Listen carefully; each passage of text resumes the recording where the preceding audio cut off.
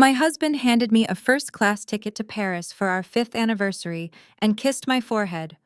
An hour later, as I rolled my suitcase down the driveway, my neighbor grabbed my arm. She looked dead into my eyes and whispered to pretend I forgot my passport and go hide in my master bathroom for 15 minutes. I trusted her, and I did. What I heard through that bathroom door dismantled my entire marriage in less than 60 seconds. My name is Madeline. I am 34 years old, and I work as a forensic accountant. I spend my life uncovering financial fraud, but I never expected to find the biggest con artist living inside my own home. Before I continue this story, let me know where you are watching from in the comments below. Hit the like button and subscribe if you have ever trusted the wrong person and had to use your brain to get yourself out of a nightmare. It was a crisp Friday morning in our upscale Seattle suburb. David and I were standing in the grand foyer of the home my grandfather had left me. It was a stunning property worth over $1.5 million, fully paid off and legally mine before we ever got married. David was 35 and a vice president of sales at a mid-sized firm. He was always perfectly groomed, always charming, and always obsessed with how things looked from the outside. He handed me my sleek silver suitcase with a smile that could sell a freezing man a bag of ice. "Have an amazing weekend in Paris, Maddie," he said, smoothing down the collar of his expensive polo shirt. "You work so hard tracking down missing money for your clients. You deserve a break. Drink some wine for me." I smiled back, feeling a rush of affection. A surprise solo trip to France seemed like the ultimate romantic gesture for our 5-year anniversary. He said he had huge deals to close and could not join me, but he wanted me to be spoiled. I hugged him tight, completely unaware that his heart was racing not out of love, but out of pure criminal anticipation. I stepped out into the morning air and started walking down the long driveway toward the waiting town car. The neighborhood was quiet except for the sound of my suitcase wheels clicking against the pavement. That was when Nancy appeared. Nancy was a 60-year-old retired paralegal who lived next door. She missed nothing. She spent her days tending to her prize-winning roses and keeping a razor-sharp eye on everything that happened on our street. I waved at her, but she did not wave back. Instead, she walked briskly over to me, grabbing my wrist with surprising strength. She pulled me close so the driver could not hear. "Do not get in that car," she whispered, her grip tightening. "Tell the driver you forgot your allergy medication and send him away. Walk around to your back door, sneak inside, and lock yourself in your master bathroom. Do not make a sound. Wait 15 minutes. I stared at her. My heart immediately started pounding against my ribs. "Nancy, what are you talking about?" I asked, my voice trembling. "I am going to miss my flight." Nancy squeezed my wrist harder, her eyes deadly serious. "Madeline, I worked in a law firm for 40 years. I know a setup when I see one. I just saw a very shady-looking van parked 2 streets over, and the people inside are waiting for you to leave.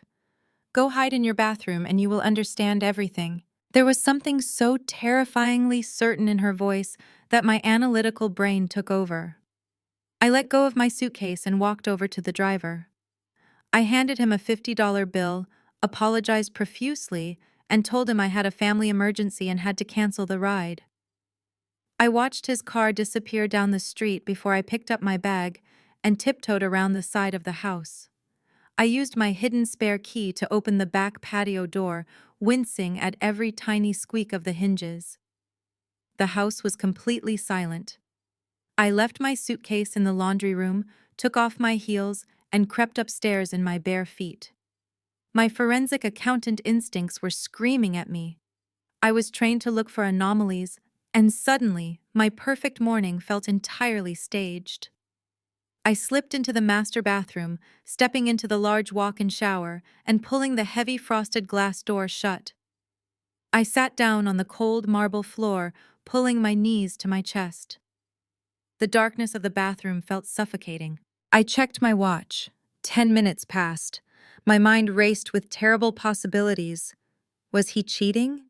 Was another woman about to walk into my bedroom? Then right at the 15-minute mark, the heavy oak front door downstairs slammed open. I held my breath. I heard loud footsteps echoing in the foyer, but it was not just David. There were multiple people walking inside, laughing and talking loudly. I pressed my ear against the cold wooden door of the bathroom. The acoustics in my house carried every sound from the grand foyer straight up the sweeping staircase. I recognized the sharp, shrill laugh of my mother-in-law, Brenda, immediately. Following close behind her was the heavy stomping of my sister-in-law, Rachel, and the booming voice of her husband, Jamal. Jamal was an arrogant tech bro who had burned through millions in investor capital for a startup that produced absolutely nothing. Mixed in was the deep, gravelly tone of a man I had never heard before. David spoke up, his voice echoing off the marble floors. "All right, everyone, keep it down," he said, sounding giddy. "She is on her way to the airport, but we do not want the neighbors getting suspicious. Grab a glass. I am opening the Bollinger."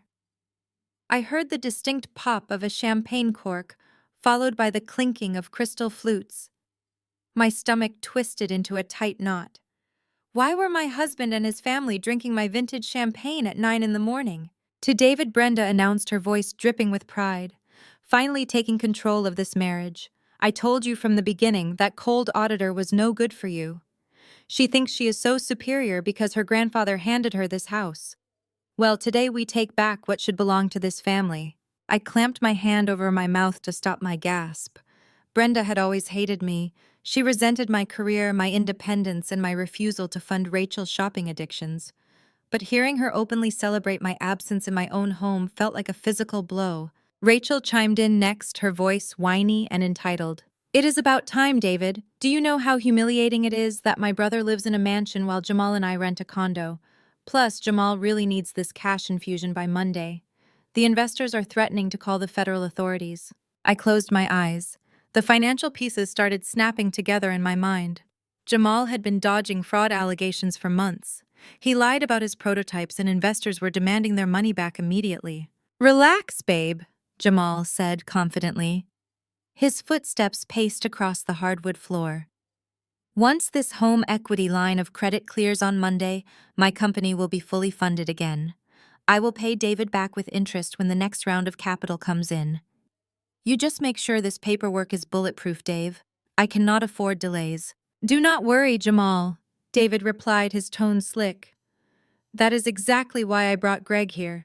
Greg is a highly recommended public notary, or at least he has the stamp of one." The unfamiliar, gravelly voice chuckled.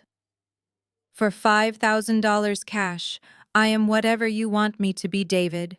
Just show me where the wife needs to sign, and I will stamp it official. But you better be absolutely sure she is not coming back. If the bank calls her to verify the loan, we are all going to federal prison." "She is not coming back," David laughed cruelly. "Her flight to Paris takes off in exactly 40 minutes. She will be over the Atlantic without cell service for the next 11 hours. And here is the best part. As soon as her plane is in the air, I am calling the credit card companies to report her cards stolen. I am freezing every joint account we have.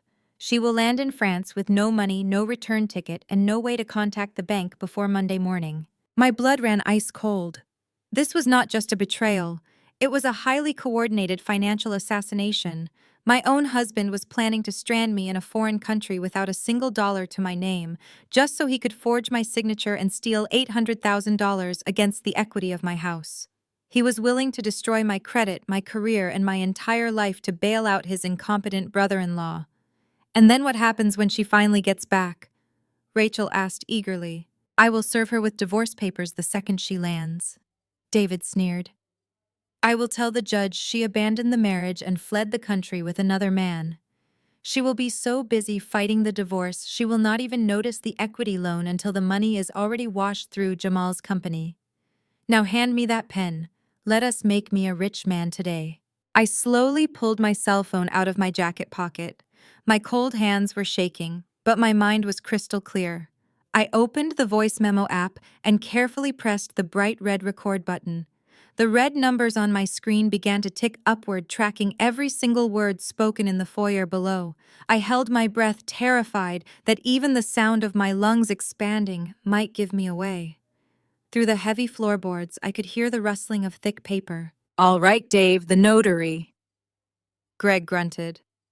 I have the home equity line of credit documents right here. $800,000 secured against the property.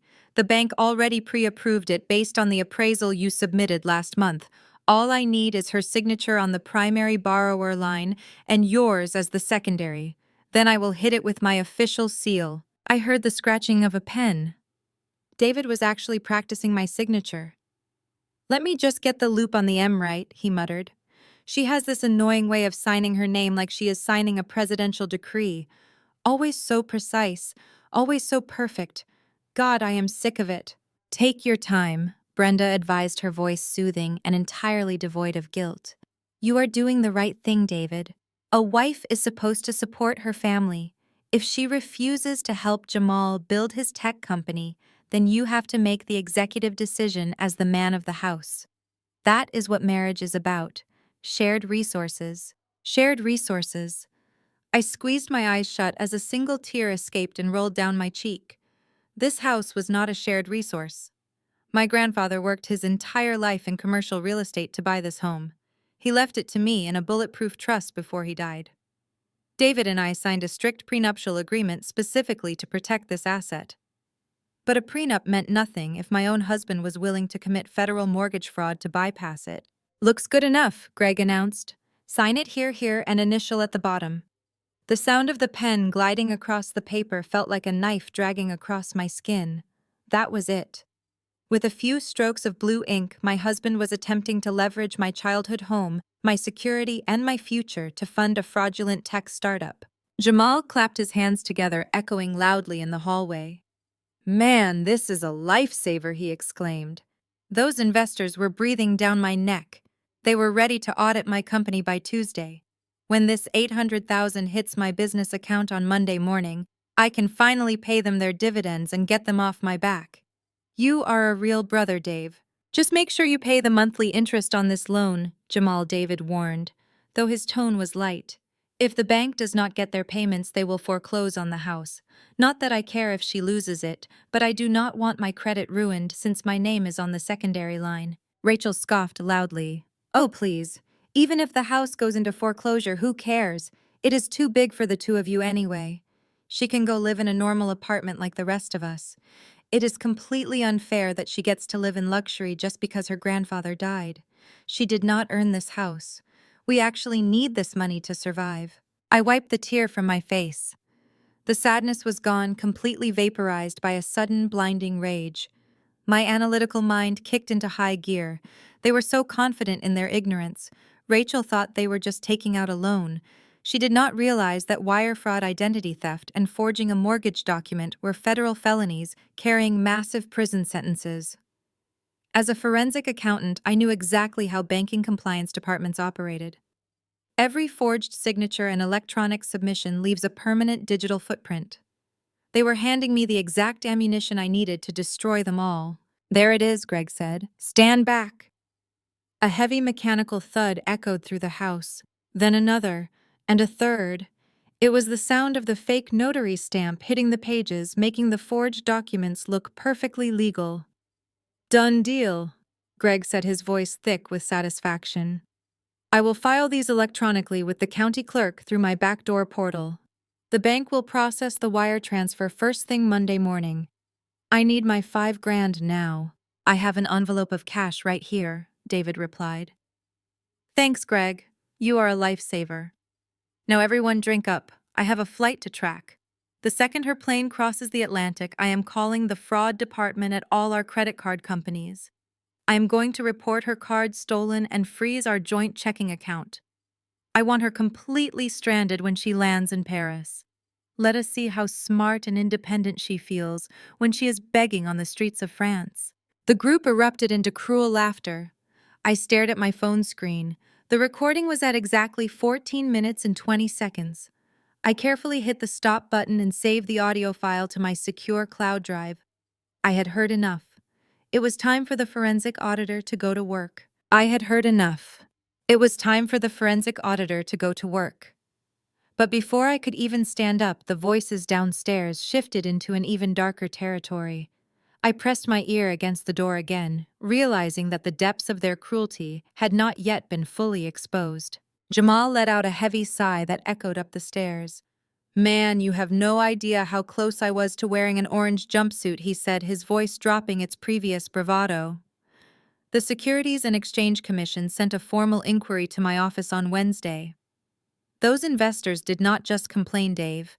They hired a forensic accounting firm to audit my corporate books. If I do not have that $800,000 sitting in the company account by Monday morning, the feds are going to see that I used their seed money to buy my Tesla, rent my penthouse, and cover Rachel's endless shopping sprees. It is textbook wire fraud. They were going to indict me. Rachel chimed in, her tone devoid of any empathy. Well, it is not your fault the tech market is so slow right now, Jamal. You had to keep up appearances to attract funding. Madeline owes us this money anyway. She sits on her high horse, constantly looking down at us, like we are worthless peasants, just because she makes a ridiculous corporate salary. It is about time her precious house did some actual good for this family. Her twisted sense of entitlement was staggering. She was fully justifying federal embezzlement simply because she felt insecure about my career. And what exactly is your endgame with the divorce? Brenda asked, her heels clicking against the marble floor. You cannot just lock her out. She is a stubborn woman. She will fight you tooth and nail when she gets back from France. David laughed, a cold, sharp sound that made my skin crawl. That is the beauty of it, Mom. I am not just locking her out. I am filing an emergency ex parte order on Monday morning. I have already drafted the affidavit. I am telling the judge that she has been exhibiting erratic behavior, emptying our joint accounts and fleeing the country. By the time she figures out her credit cards are canceled mid-flight, she will land at Charles de Gaulle with €0 and a deactivated phone. I am cutting off her cellular data plan right after takeoff. Brenda gasped. Oh, David, that is truly brilliant. But how will she get home? She will not, David replied smoothly. She will have to beg the embassy for a loan which takes days to process. Meanwhile, she misses work on Monday and Tuesday, giving me grounds to contact her firm and tell them she has suffered a mental breakdown. By the time she finally drags herself back to Seattle, she will be unemployed, locked out of her own home, and facing an at-fault divorce. And because she abandoned the marital home under suspicious circumstances, my lawyer says I can petition for spousal support. A sick feeling washed over me. He did not just want to steal my equity. He wanted to destroy my professional reputation, my livelihood, and my sanity. He had weaponized my anniversary trip to execute a perfect financial murder. The level of premeditation was chilling. He had thought of every angle, every vulnerability, and every way to inflict maximum damage. Well, I say good riddance, Rachel announced, her voice echoing with malice. Maybe being homeless in Paris will teach her some humility. Now pour me another glass of that champagne. We should toast to your new bachelor life, Dave. Hear, hear, Jamal agreed. To David the mastermind, and to my tech startup. Monday morning, we are all going to be rich. Glasses clinked again. I sat on the bathroom floor, pulling my knees tight to my chest. The betrayal was so absolute, so profoundly evil, that I did not even feel the urge to cry anymore. The tears had completely dried up, leaving behind a cold, hardened resolve. They were drinking my champagne, celebrating my engineered destruction, and banking on the assumption that I was a weak, helpless woman who would simply panic and collapse when her credit cards declined in a foreign country. They had made one fatal miscalculation. They forgot what I do for a living. I dissect complex financial crimes, track hidden assets, and tear apart fraudulent spreadsheets. I was not a victim waiting to be slaughtered. I was the apex predator. All right, everyone, drink up and clear out, David commanded. I need to get to the bank to drop off the initial processing fee, and then I have a phone call to make to Visa and MasterCard. Let us go. The heavy oak door slammed shut, echoing with a finality that shook the floorboards beneath me. I waited another 60 seconds, listening to the engine of Rachel's SUV roar to life and fade down the street. The house fell into a sickeningly quiet stillness. I was alone, but I could not stay here. David could realize he forgot something and turn back. I had to vanish. The master bathroom had a large frosted window that opened out onto the sloping roof of the sunroom. From there, it was a short drop to the backyard trellis. I grabbed my carry-on bag, which held my work laptop and my emergency cash. I pushed the window up, wincing at the metallic scrape of the track. The cool Seattle morning air hit my face as I squeezed through the frame. I slid down the gentle slope of the roof, the shingles scraping my bare feet. I had left my shoes downstairs in the laundry room to avoid making noise. I grasped the wooden lattice of the trellis and climbed down as quickly as I could, dropping the last few feet onto the damp grass of my backyard. I sprinted across the lawn toward the wooden gate that opened into the back alley. As soon as I unlatched it, I saw her. Nancy was sitting in her silver sedan, the engine idling quietly. She rolled down the passenger window, her sharp eyes scanning my face. "Get in," she commanded. I threw my bag into the footwell and climbed into the passenger seat, locking the door behind me. I was panting, my heart hammering a frantic rhythm against my ribs. Nancy put the car in drive and pulled away from my house, steering us through the maze of suburban streets. "You look like you just saw a ghost." "Madeline," she said, keeping her eyes on the road. "I did not see a ghost, Nancy," I replied, my voice completely devoid of emotion. "I saw a firing squad, and my husband was holding the rifle." I told her absolutely everything. I explained the fake notary, the forged mortgage documents, Jamal's federal fraud investigation, and David's plan to cancel my credit cards while I was mid-flight. Nancy gripped the steering wheel so hard her knuckles turned white. "That absolute monster," she hissed. "I am taking you straight to the police station." "No," I said sharply. Nancy slammed on the brakes, pulling the car over to the curb. She stared at me in complete disbelief. "What do you mean, no, Madeline? They are stealing your home. If we go to the police right now, David will just say it was a misunderstanding or a very bad joke." I explained, my analytical brain fully taking the wheel. "He will destroy the forged documents and Jamal will find another way to cover his tracks. They will know I am on to them. I cannot just stop the fraud, Nancy. I have to let them commit it. I have to let them dig the hole so deep that they can never climb out." Nancy stared at me for a long moment before a slow, approving smile spread across her face. "Where to, then?" she asked. "Not the airport," I replied. "I need an untraceable place to work. Take me to that extended stay motel on the edge of the city, the one that accepts cash." 30 minutes later, Nancy dropped me off at a dingy motel off the interstate. I hugged her, thanked her for saving my life, and promised I would call her when it was over. I walked into the lobby and paid for 3 nights using the emergency cash I always kept in my travel bag. The clerk handed me a physical key and did not even ask for my ID. Room number 12 was small, smelling faintly of stale smoke and bleach, but it had a desk and a working internet connection. That was all I needed. I locked the deadbolt and pulled the heavy blackout curtains shut. I sat down at the chipped wooden desk and opened my laptop. The screen illuminated the dark room, casting a harsh blue light over my face. I took a deep breath, inhaling the cheap motel air, and exhaled every ounce of weakness I had left. The heartbroken wife who stood in the foyer an hour ago was dead. In her place was a senior forensic auditor with a decade of experience tearing apart white-collar criminals. I cracked my knuckles and opened my encrypted banking portal. David thought he could outsmart me with a fake notary and a canceled credit card. He completely forgot that I built my entire career hunting down arrogant men exactly like him. It was finally time to follow the money and expose their lies. My fingers flew across the keyboard, bypassing the standard consumer login page of our bank and routing directly through the secure access portal I used for my corporate investigations. David always thought he was a mastermind, but his cybersecurity hygiene was laughable. He used the same variation of our wedding anniversary for every single password. It took me less than 3 minutes to breach his personal email, his private cloud storage, and the administrative backend of our joint financial portfolio. The motel room's Wi-Fi was painfully slow, but my custom decryption software was highly efficient. I started with the primary checking account. There it was.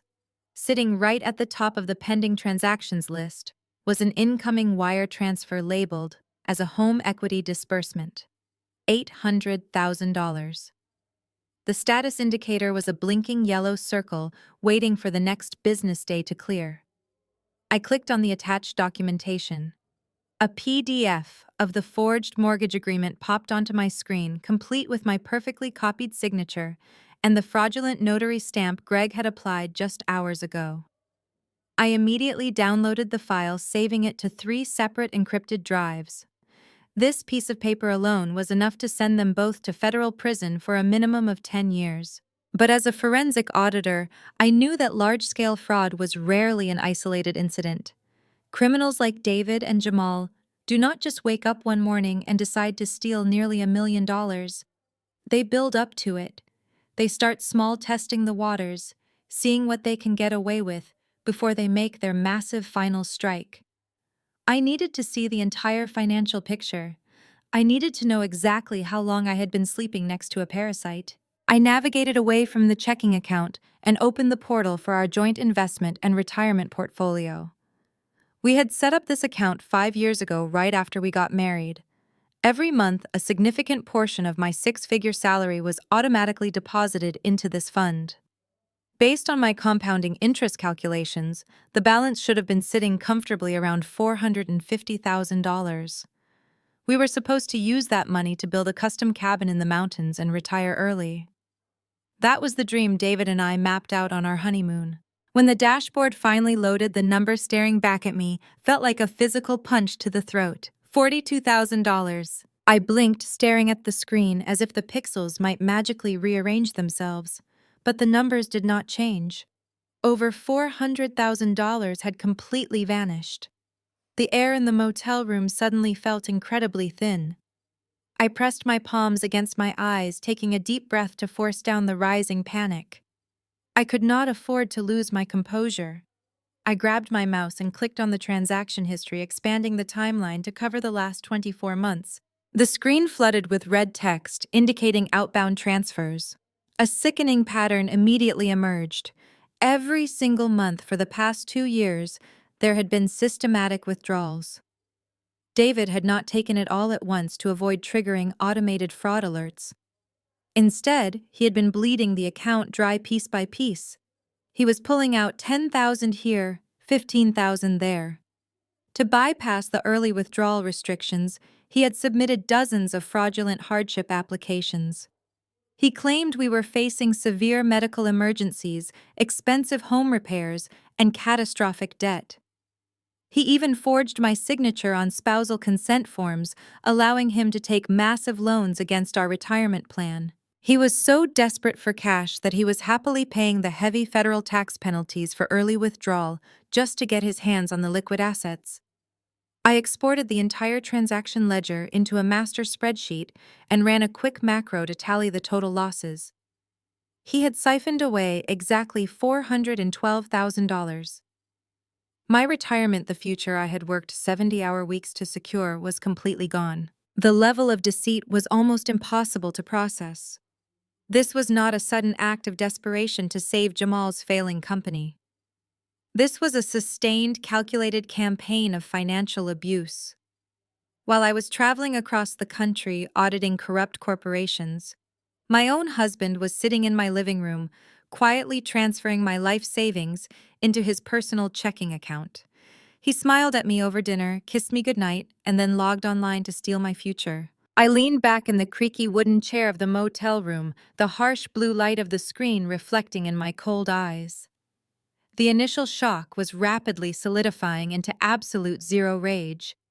I had the dates and the exact amounts of the stolen retirement funds safely documented. Now I just needed to prove exactly where all that missing money went. I pulled up his external bank routing numbers, ready to follow the long paper trail. The digital breadcrumbs led me straight into a labyrinth of secondary checking accounts and hidden credit cards. David had set up an entire shadow economy operating just beneath the surface of our marriage. I clicked on a routing number that had received over $150,000 in staggered transfers over the past 18 months. The account was registered at a local credit union under David's name, but the debit card was assigned to someone else entirely, Rachel. My blood pressure spiked, but my hands remained perfectly steady on the keyboard. I opened a new browser tab and pulled up Rachel's public social media page. I split my screen, placing her timeline of glamorous photos right next to the bank statements. The forensic puzzle pieces began snapping together with sickening precision. On March 12th, David transferred $14,000 into the shadow account. On March 14th, Rachel posted a photo of herself holding a brand new orange Hermes Birkin bag, sitting at a high-end cafe. Her caption read "blessed" and "highly favored" with a sparkling emoji. I checked the bank statement again. There was a matching $14,000 charge at the Hermes boutique in downtown Seattle on March 13th. She had not been blessed. She had been funded by my stolen retirement. I kept scrolling down the list, aggressively matching dates and amounts. $7,000 transferred in May correlated perfectly with her luxury vacation to Cabo San Lucas. $5,000 in July covered her custom diamond tennis bracelet. Every time Rachel strutted into family dinners flaunting her latest designer purchase and making snide remarks about my boring corporate wardrobe, she was literally wearing my life savings. She was wearing the mountain cabin David and I were supposed to build. The financial autopsy did not stop with Rachel. I dug deeper into the ledger and traced another recurring outbound wire of $1,500 a month. It was an auto-pay setup going directly to Tesla Financial Services. I cross-referenced the account number and hacked into the payment portal to find the lease agreement. The car was registered to Jamal. This was the exact same matte black Model S he drove to our house every Sunday for family dinners. It was the same car he leaned against in our driveway while giving me unsolicited advice about how to take risks and be an entrepreneur instead of a mindless corporate drone. He had boldly boasted to everyone that his startup was doing so incredibly well, he paid for the luxury vehicle in pure cash. In reality, my husband was quietly bleeding our joint retirement assets to cover the expensive lease, just to keep up the pathetic illusion of Jamal's success. They were actively using me as their personal automated teller machine, while treating me like an uninvited guest in my own home. But the absolute most devastating discovery of the night was not the staggering amount of stolen money itself.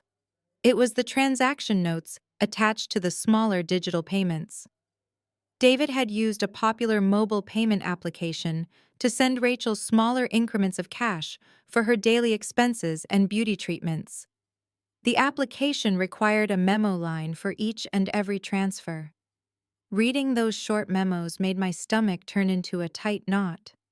One note attached to a $2,000 payment read, "Hush money, so you do not tell her." Another for $500 simply said, "A withdrawal from the ATM." A third payment for $800 read, "Buying your silence about the blonde."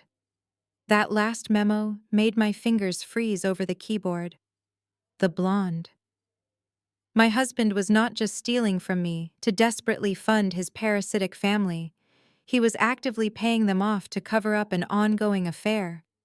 The entire family knew exactly what he was doing behind my back.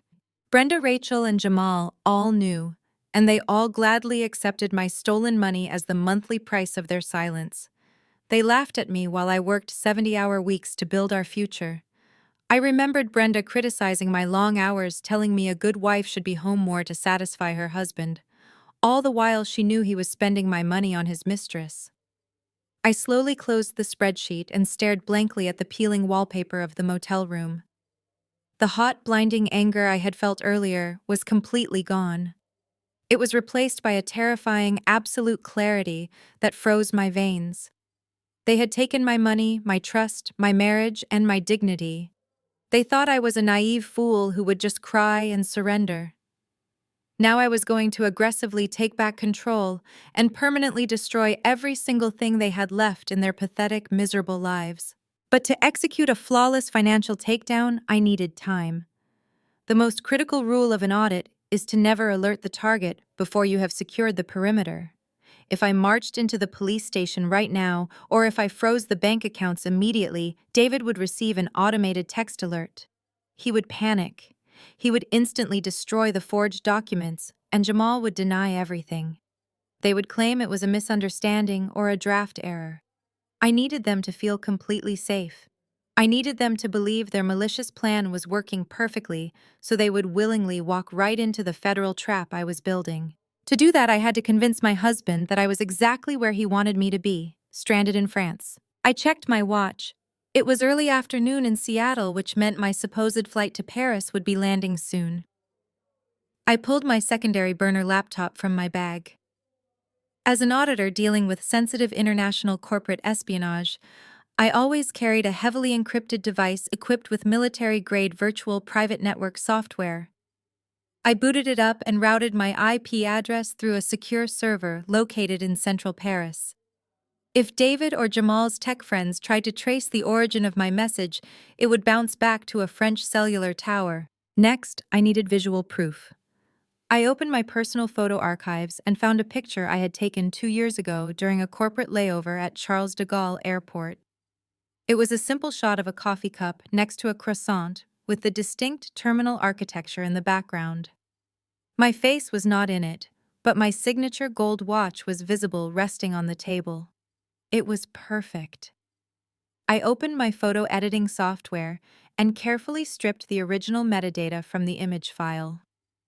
I manually rewrote the exchangeable image file format data, embedding today's date and the exact current time in Paris. I even adjusted the digital noise and lighting levels slightly so the image compression would look completely natural when transmitted over a cellular network. I transferred the scrubbed and backdated photo to my cell phone. My hands were perfectly steady. I opened my text message thread with David. The last message he had sent me was from this morning. "Have a safe flight, honey. I love you so much."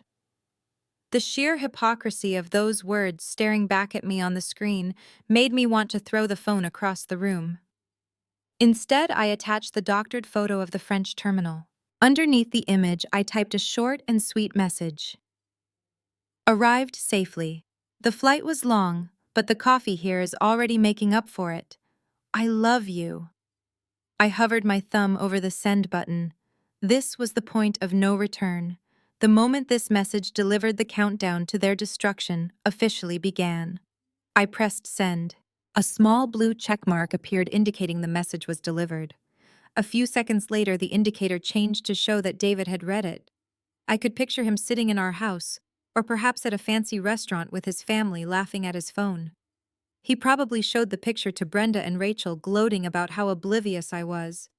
He was likely dialing the credit card companies at this exact moment, acting like a concerned husband reporting his wife's card stolen to freeze my accounts. He was falling right into the snare. I did not wait for his reply. I immediately held down the power button on my cell phone and watched the screen go entirely black. I popped the protective case off, removed the SIM card, and snapped the small piece of plastic in half. I tossed the broken pieces into the motel trash can. I was now officially off the grid. As far as David knew, his plan was a total success. He would assume my phone died or that my cellular data was successfully deactivated by his calls to the provider. He would spend the rest of the weekend celebrating his massive payday, unaware that he was dancing on a financial landmine. I turned my attention back to my glowing laptop screen. The decoy was now set. The targets were completely comfortable and unaware. Now I had exactly 48 hours to build the federal case that would end their freedom. I needed to draft legal holds, contact my senior real estate attorney, and carefully prepare a comprehensive evidence dossier for the Internal Revenue Service Fraud Division investigators. I cracked my knuckles and opened a blank encrypted document. The long weekend had just begun. I was going to deeply enjoy every single second of tearing their stolen fake empire down to the ground. I spent the next 2 hours organizing the exported banking ledgers, the downloaded loan application, and the audio file of their conversation. Every piece of evidence was cross-referenced and filed with the precision of a federal audit. I needed to build a cage so tight that neither my husband nor his brother-in-law could escape. I dialed my real estate attorney, Benjamin. He had handled the transfer of my grandfather's property years ago and drafted the ironclad prenuptial agreement David signed. He answered immediately. "Someone just forged my signature on an $800,000 equity line against my Seattle property using a fake notary," I said. They submitted the paperwork electronically to the lender this morning. Madeline, that is a massive federal offense, Benjamin said. I am filing a fraud alert with the county clerk right now. We will contact the bank and freeze the application before underwriting looks at it. No, do not block the application, Benjamin, I commanded. I want the bank to approve it. If that loan originates, the bank places a lien on your property. You could lose the house. I reviewed the digital application David submitted, I explained. He forged my signature as the primary borrower, but listed himself as the secondary guarantor, using his own social security number to push the approval through. If we freeze the application, the bank rejects it, and David walks away. But if we let the loan originate, and then report the primary signature as a proven forgery, the bank will invalidate my liability. Because David's signature is legitimate and tied to his personal social security number, the bank will hold him entirely responsible for the fraudulent debt, Benjamin realized.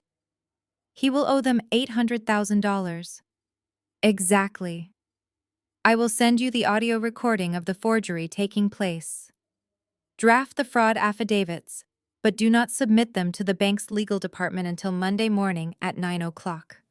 Let the loan process over the weekend. Let David hang himself. The first trap was set. Now I needed to handle Jamal and his failing tech startup. I dialed my contact at the Internal Revenue Service Criminal Investigation Division. Special Agent Carter and I had worked together on several high-profile corporate embezzlement cases. She knew my strict reputation for delivering absolute bulletproof evidence. Carter speaking, she answered. It is Madeline, I said. I have a wire fraud and money laundering case for you, but it is highly personal. My brother-in-law is attempting to use an $800,000 fraudulent mortgage loan to cover up missing investor capital in his tech startup. The wire transfer is scheduled to hit his corporate business account first thing Monday morning. Agent Carter did not ask questions about my well-being. She knew I only cared about the hard numbers. Send me the routing information and the evidence of the original investor fraud, she instructed. I can have a federal magistrate issue a freeze order on his corporate accounts right now. I sent her the encrypted files. I need a massive favor, Carter, I said. Do not block the incoming wire transfer from the bank. Let the money leave the mortgage lender and hit his startup account. I want the deposit to register on his official ledger. But I need you to place a hard federal lock on his outbound transfers. He cannot be allowed to withdraw a single cent. So you want him to see the money arrive, but he cannot touch it, Carter clarified. I want him to stand in front of his angry investors on Monday morning thinking he has the cash to pay them off, I replied. I want him to log into his portal and find out his entire company has been seized by the federal government for money laundering. Consider it done, Madeline Carter said. The trap will spring the second that wire clears. I ended the call and leaned back in my chair. The architecture of their ruin was now fully in place. David was legally bound to a massive fraudulent debt that would destroy his credit and send him to prison.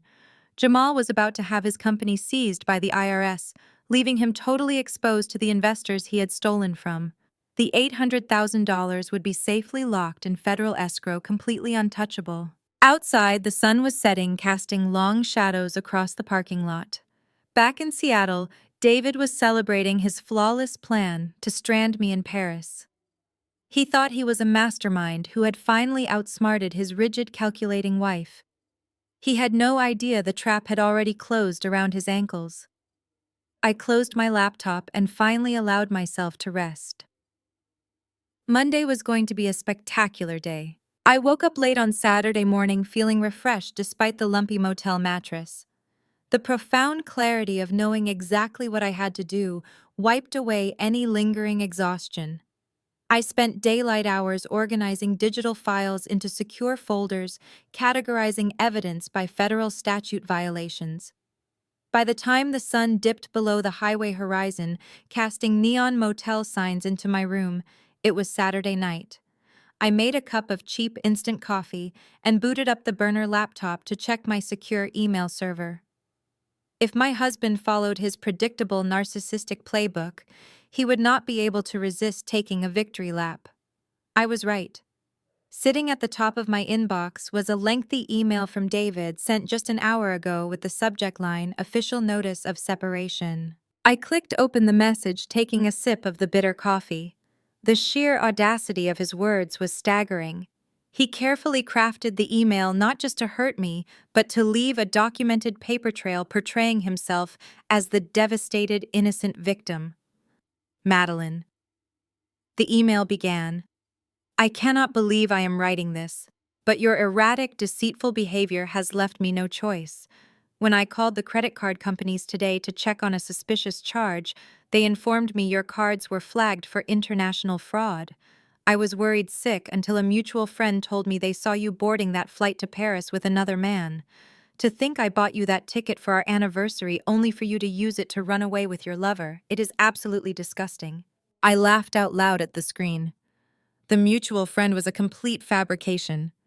He was establishing a fake narrative to justify why he froze all my financial lifelines. He was preemptively building his defense for the divorce courts, painting me as an adulterous wife, abandoning the marital home. The email continued, plunging deeper into his delusion.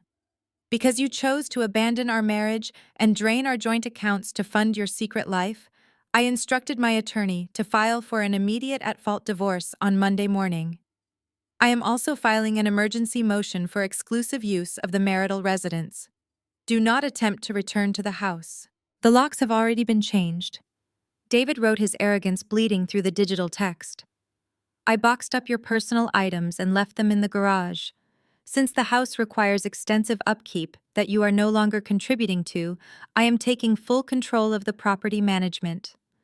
My mother and sister will be moving in temporarily to help me maintain the estate during this difficult transition. You are hereby officially notified to vacate the premises. If you step foot on my property, I will call the police and have you arrested for trespassing. Have a nice life in France. I hope he was worth it. My property. The estate. He was talking about the house my grandfather built. The house legally protected entirely under my name. David convinced himself the forged loan magically transferred ownership to him. He was already moving his toxic mother and entitled sister into my home, assuming I was sitting on a Parisian curb, crying over declined credit cards. The gaslighting was a masterpiece of narcissistic projection. He accused me of draining joint accounts when I had the exact banking ledgers proving he stole every single penny to fund his family. He accused me of infidelity to cover up his own blonde mistress. I felt a deep, profound satisfaction reading his vicious words.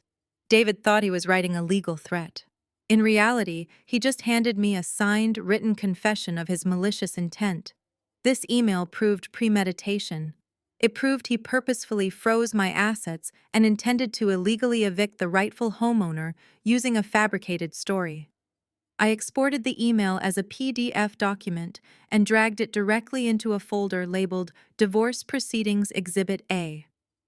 I forwarded a copy to my real estate attorney Benjamin with a short note attached. Look at what the mastermind sent me. Benjamin replied 3 minutes later with a single sentence. He is digging his own grave. I slowly closed the email client and leaned back against the chair, listening to the hum of the cheap motel refrigerator. David threw his absolute worst at me. He deployed every toxic tactic his family taught him. He lied, manipulated, projected, and stolen. But a forensic auditor does not ever argue with a pathological liar. A forensic auditor simply presents the receipts. Tomorrow was Sunday, and the villains were going to throw themselves a massive celebration. I needed to get some rest because I had a very important outfit to steam and a devastating script to finalize. I woke up early on Sunday morning to the sound of rain tapping against the motel window. The dreary Seattle weather matched the grim reality of my situation, but my mind was sharper than ever. I plugged my secondary laptop into the wall outlet and logged into my cellular provider's web portal. I had destroyed my physical phone, but my voicemail messages were automatically synced to the cloud. I wanted to see if anyone else in the family had decided to leave a digital footprint of their betrayal. There was a single new voicemail waiting in my inbox. It was from Brenda. The timestamp showed she had called me late Saturday night, probably after a few glasses of my vintage wine. I clicked play and leaned back, letting the audio fill the quiet room. Hello, Madeline. Brenda's voice slurred slightly, her tone dripping with venomous satisfaction. David told me you are stuck in Paris with no money. Honestly, I think it is the best thing that could have happened to you. Maybe begging on the streets will finally teach you some respect for the family you married into. I listened as her malicious laughter echoed through the laptop speakers. She sounded so triumphant, so utterly convinced that I was defeated. She was sitting in my living room drinking my liquor and celebrating my demise. You always thought you were better than us. Brenda continued, her words slurring together. You and your high-paying job and your perfect little spreadsheets. You are nothing but a soulless calculator, Madeline. You have no warmth, no heart, and no concept of loyalty. A real wife would have gladly handed over her assets to help her brother-in-law succeed, but you were too selfish. So David had to take matters into his own hands. And I am so proud of him for finally putting you in your place. My jaw tightened, but I did not stop the recording. I needed her to keep talking. I needed her to hang herself with her own words. This was the true face of the woman I had tried so hard to please for 5 years. We never liked you, Brenda confessed, her voice lowering into a cruel whisper. From the day David brought you home, I knew you were wrong for him. You were too independent, too stubborn. I told him to find a woman who understood her place, but he wanted the girl with the rich grandfather. Well, now, we have the house, the money, and the freedom. Do us all a favor and stay in Europe. If you come back here, we will make your life a living hell. Goodbye, Madeline. Enjoy the French pavement. The recording clicked off, leaving the motel room in total silence. I sat there for a long moment, letting the sheer toxicity of her words wash over me. Brenda had not just called to insult me. She had called to claim victory. She had officially admitted on a recorded line that she knew David took matters into his own hands regarding my assets. She knew about the fraudulent loan and she actively encouraged it, in the eyes of the law that made her a co-conspirator to federal wire fraud. I felt a cold smile stretch across my face. They were making this entirely too easy. Every time they opened their mouths, they handed me another piece of admissible evidence. I downloaded the audio file and ran it through a quick enhancement software to isolate the background noise. Behind Brenda's slurred insults, I could hear the faint sound of Rachel and Jamal laughing in my kitchen. They were all there celebrating their grand heist. I saved the enhanced audio file into a new folder labeled Co-Conspirator Confessions. I backed it up to 3 separate encrypted drives and emailed a copy directly to Agent Carter at the Internal Revenue Service. I added a brief note explaining that the target's mother had just confessed to prior knowledge of the financial crimes. Carter would have a field day adding conspiracy charges to their impending indictments. Brenda was going to learn exactly how warm a soulless calculator could be when tallying up federal prison sentences. With the digital evidence fully secured, I turned my attention to the physical preparations. I needed hard copies of everything for the grand finale. I drove to a 24-hour print shop 2 towns over, paying in cash to use their secure business center. I printed the forged mortgage application, the bank transfer logs, the timeline of David's retirement thefts, the Hermes receipts, the Tesla lease agreement, and the screenshots of Rachel's social media posts. I organized the documents into sleek black leather binders, creating a comprehensive portfolio of their destruction. Each binder was labeled with the names of the guilty parties. I printed extra copies for the local police, for the federal agents, and for the investors Jamal was planning to lie to tomorrow morning. By the time I returned to the motel room, it was late Sunday afternoon. My trap was fully loaded and the safety was officially off. I hung my sharpest navy blue power suit on the closet door and carefully steamed out every single wrinkle. I wanted them to see exactly who they had underestimated. Tomorrow I was not just going to confront them. I was going to financially execute them in front of an audience. Sunday afternoon arrived with a break in the rain, the weak Seattle sun managing to pierce through the gray clouds. I sat on the edge of the motel bed, surrounded by my neatly organized black binders. My trap was fully set, but I needed to keep a close eye on my targets. I opened my burner laptop and created a fake social media profile to monitor their public activity. Rachel was notoriously addicted to validation, and Jamal could never resist an opportunity to brag. I knew they would not be able to stay quiet about their impending payday. I scrolled through Rachel's public feed and immediately found what I was looking for. She had started a live video broadcast from what appeared to be the patio of the Commodore, one of the most exclusive and expensive seafood restaurants in the city. A single lunch there cost more than most people made in a week. I clicked on the live feed, muting the volume so I could watch without alerting the motel clerk down the hall. Rachel was wearing a white silk blouse that I immediately recognized. I had bought it for myself 2 months ago, but it had mysteriously disappeared from my closet. Now, she was parading it in front of her online followers, sipping a vibrant pink cocktail. Her perfect blonde hair was styled in loose waves, and she looked entirely unburdened by the fact that she was actively participating in a massive federal crime. "Look who finally decided to treat his wife," she squealed into the camera, panning the phone to show Jamal sitting across from her. Jamal was leaning back in his chair wearing a designer watch and a smug expression. He waved at the camera, his teeth bright against his dark skin. "When you grind as hard as I do, baby, you get to reap the rewards," he said loudly, making sure the people at the tables next to them could hear. I turned the volume up slightly, my professional curiosity getting the better of me. I wanted to hear exactly how he was spinning his fraudulent bailout. Jamal took the phone from Rachel, turning the camera to focus solely on himself. "To all my followers out there grinding in the tech space, listen up," he announced, his voice booming with fake authority. "I know the rumors have been swirling. I know the haters have been saying my startup was going under. But I am here to tell you that true visionaries never quit. As of this weekend, I have officially secured a massive angel investment to fully fund the next phase of our development." He paused, taking a slow, dramatic sip of his drink. He was putting on a performance, playing the role of the misunderstood genius who had finally triumphed. $800,000, he bragged, the number echoing through the restaurant. "That is what belief looks like. We are fully capitalized.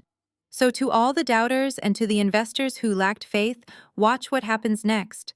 Tomorrow morning we are hosting an exclusive press conference and launch party to celebrate this new capital injection.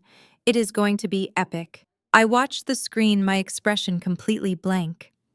He was actually going to hold a press conference. He was going to stand up in front of the local media, his peers, and his angry original investors to publicly claim the stolen money as legitimate venture capital. He was wrapping a bow around his own indictment.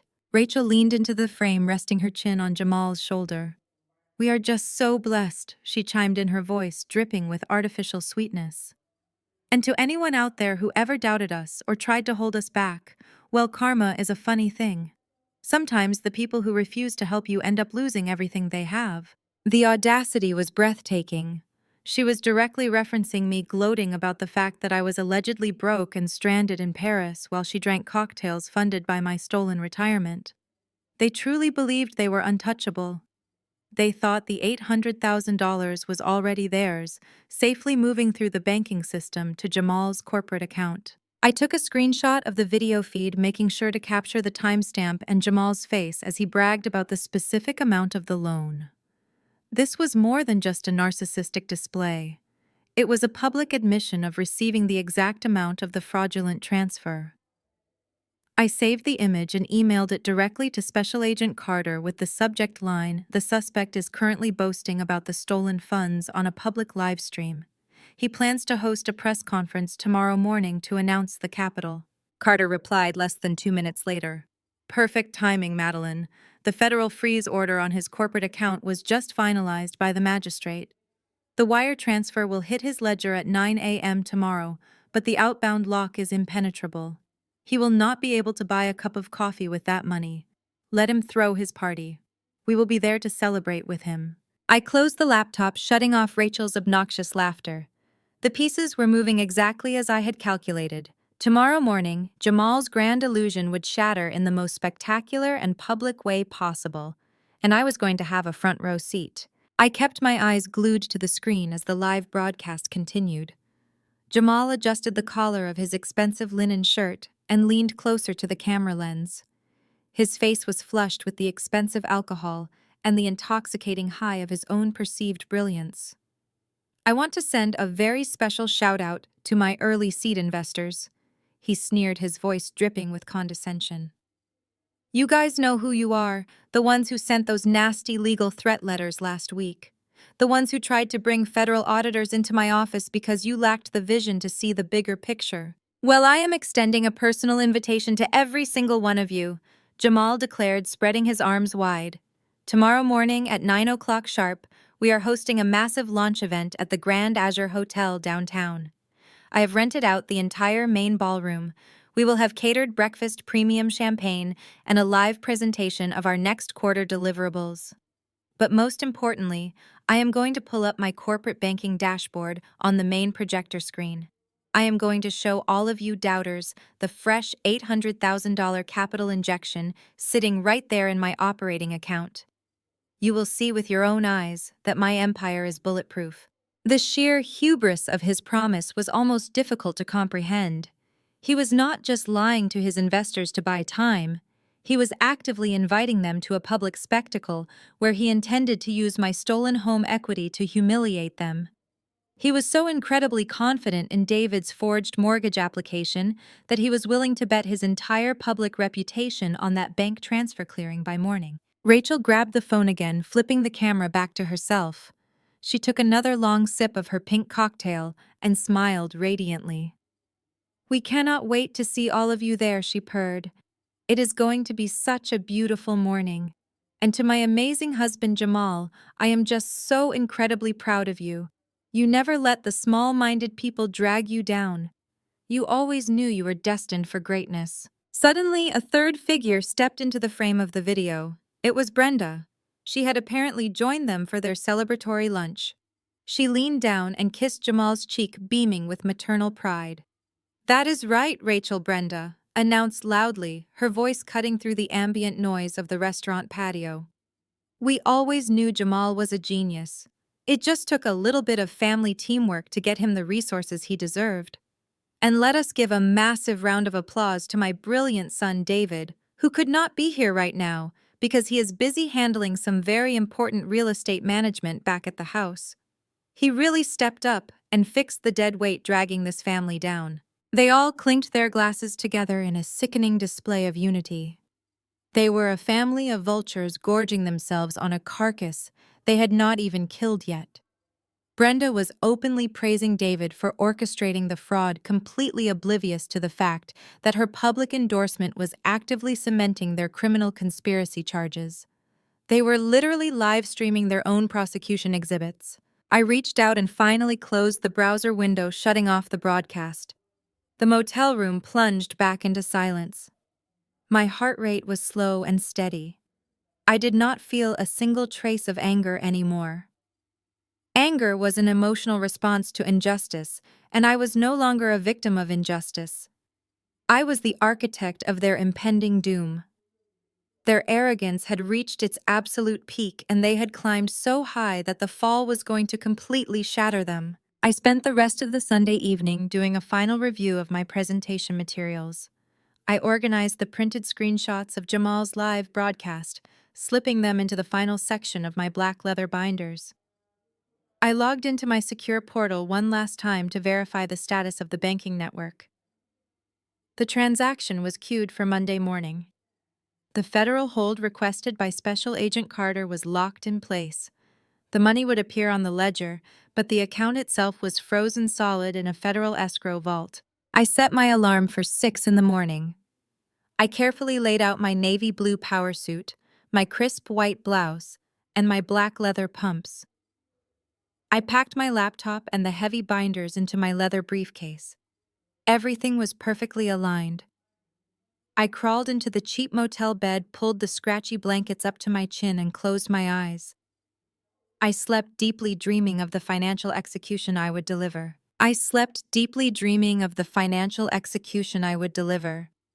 But my internal clock woke me up at exactly 2 in the morning.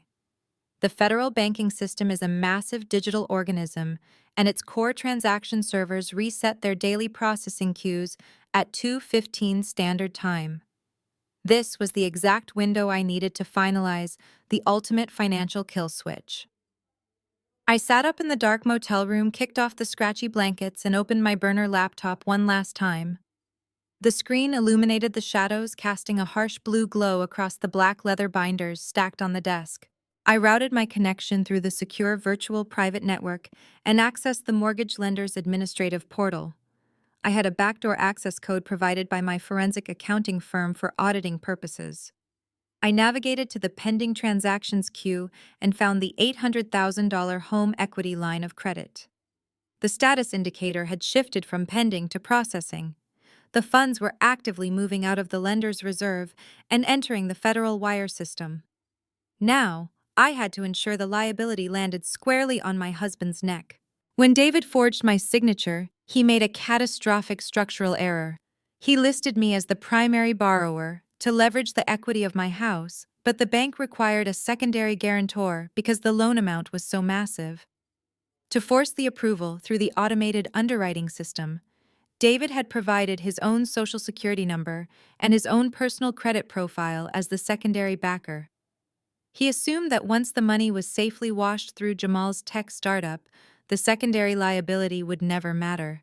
He thought he was playing the system, but he was actually wrapping a titanium noose around his own financial throat. I deployed a specialized legal hold code into the bank's fraud detection algorithm.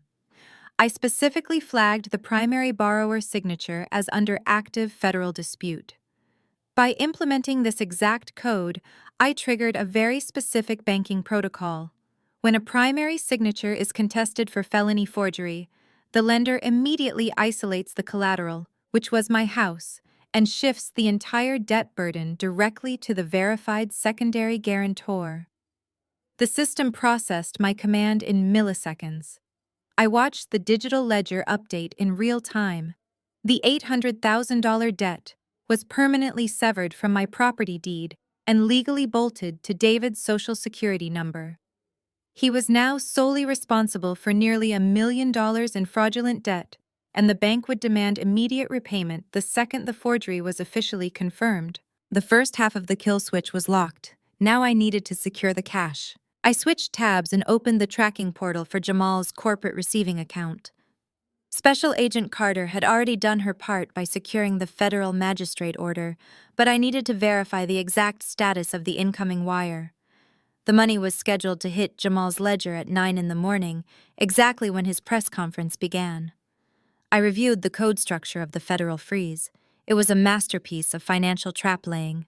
When the wire transfer arrived, the bank would accept the deposit and reflect the new balance on Jamal's user dashboard. If he logged into his mobile application, it would proudly display a balance of $800,000. But the actual liquidity was entirely quarantined in a hidden federal escrow vault. It was a phantom balance. If Jamal attempted to wire a single dollar to his angry investors or swipe his corporate debit card for a cup of coffee, the transaction would trigger a hard decline and an immediate locked account notification citing federal money laundering statutes. He was going to stand on a stage in front of the local media, his peers, and his furious seed investors to brag about wealth he could not even touch. He was going to pull up his dashboard to prove his success, and in doing so, he would provide undeniable public evidence that he had received stolen funds. I verified every single line of code and every routing number. The trap was flawless. There were no loopholes, no technical errors, and absolutely no escape routes. David was bankrupt and facing federal prison. Jamal was walking into a spectacular public humiliation that would end with his arrest. Brenda and Rachel were about to lose their human cash register and their luxurious lifestyles in one devastating blow. I closed the laptop and listened to the motel refrigerator hum. The digital architecture of their destruction was complete. I walked over to the closet, running my hand along the crisp fabric of my navy blue power suit. In just a few hours, the Seattle sun would rise, shattering their grand illusion completely. I was fully prepared for war. Even though I had closed my laptop, my mind was racing with the precision of a ticking clock. I slipped out of bed and turned on the single flickering overhead lamp of the motel room. The digital traps were perfectly set, but a forensic accountant knows that physical evidence is the ultimate weapon in a public confrontation. I walked over to the small wooden desk where I had placed the black leather binders earlier that day. I needed to review every single page one last time to ensure absolute perfection before the sun came up. I opened the first binder, which was entirely dedicated to David's forgery. I flipped through the towering stacks of irrefutable financial evidence. First were the certified bank statements showing the exact moment my $412,000 of retirement funds had been systematically drained. Next were the IP logs I had pulled from the mortgage lender's administrative portal. These logs definitively proved that the forged equity loan application was submitted from the specific router located inside my Seattle home. I had even printed the geolocation data pinning the digital signature to the exact 15-minute window when David and the fake notary were standing in my foyer. The second binder contained the IRS wire fraud reports. Special Agent Carter had officially stamped them with federal seals, and I had paid the 24-hour print shop extra to reproduce them in high-resolution color. I ran my fingers over the crisp paper, feeling the weight of the federal statutes printed at the bottom of each page. These were not just spreadsheets, these were the documented ironclad receipts of their arrogance. I had printed copies of the Tesla lease, the Hermes receipts, and the screenshots of Rachel's social media posts. I had even included a full transcript of Brenda's malicious voicemail complete with timestamp data. Every single lie they had ever told was now bound in black leather ready to be deployed. I closed the binders, stacking them neatly into my heavy leather briefcase. It weighed almost 20 pounds, but it felt incredibly light. It was the weight of my freedom. I turned my attention to the small closet in the corner of the room. I had already steamed my clothes, but I took them out and laid them across the bed, analyzing my armor for the morning. In the corporate world, what you wear during a hostile takeover is just as important as the numbers you bring to the table. I had chosen a tailored navy blue power suit with razor-sharp lapels. It was a suit that commanded immediate authority. Underneath, I paired it with a crisp white silk blouse. My shoes were black leather pumps, designed for confident strides on marble floors. There would be no hesitation in my steps today. I took a long hot shower, letting the cheap motel water wash away the last remaining traces of the woman who had cried on her bathroom floor just 48 hours ago. When I stepped out, I dried my hair and pulled it back into a sleek, tight bun. There would be no loose ends today, literally or metaphorically. I applied minimal makeup, just enough to highlight the cold, calculating intensity in my eyes. I looked into the spotted bathroom mirror and did not recognize a victim. I saw a senior forensic auditor about to execute a flawless financial demolition. By 6:30 in the morning, I was fully dressed and packing my remaining electronics into my carry-on bag. I wiped down the motel desk, ensuring I left no trace of my makeshift command center. I grabbed the heavy leather briefcase and walked out of room 12, locking the door behind me. The morning air was crisp and cold, biting at my cheeks as I walked to Nancy's silver sedan, which she had graciously allowed me to keep for the weekend. I placed the briefcase on the passenger seat like a VIP guest. I started the engine and merged onto the interstate, heading straight for the downtown financial district. The morning traffic was light, giving me plenty of time to mentally rehearse the sequence of events.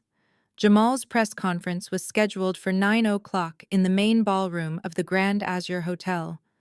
The hotel was a monument to excess, featuring towering glass walls and imported Italian marble, which made it the perfect backdrop for a fake tech millionaire. I pulled into the underground parking garage of the hotel at 8:15. I found a spot near the elevator bank and turned off the engine. I took a deep breath, letting the cool air condition fill my lungs. This was the calm before the storm. I watched other professionals in expensive suits walk from their cars to the elevators, completely oblivious to the absolute carnage that was about to unfold in the ballroom above them. I checked my watch one last time. 8:20. I grabbed the handle of my briefcase, feeling the cold leather against my palm. I stepped out of the car, the sharp click of my heels echoing off the concrete walls. It was time to introduce them to reality. I walked through the ornate glass doors of the Grand Azur Hotel exactly at 9 o'clock.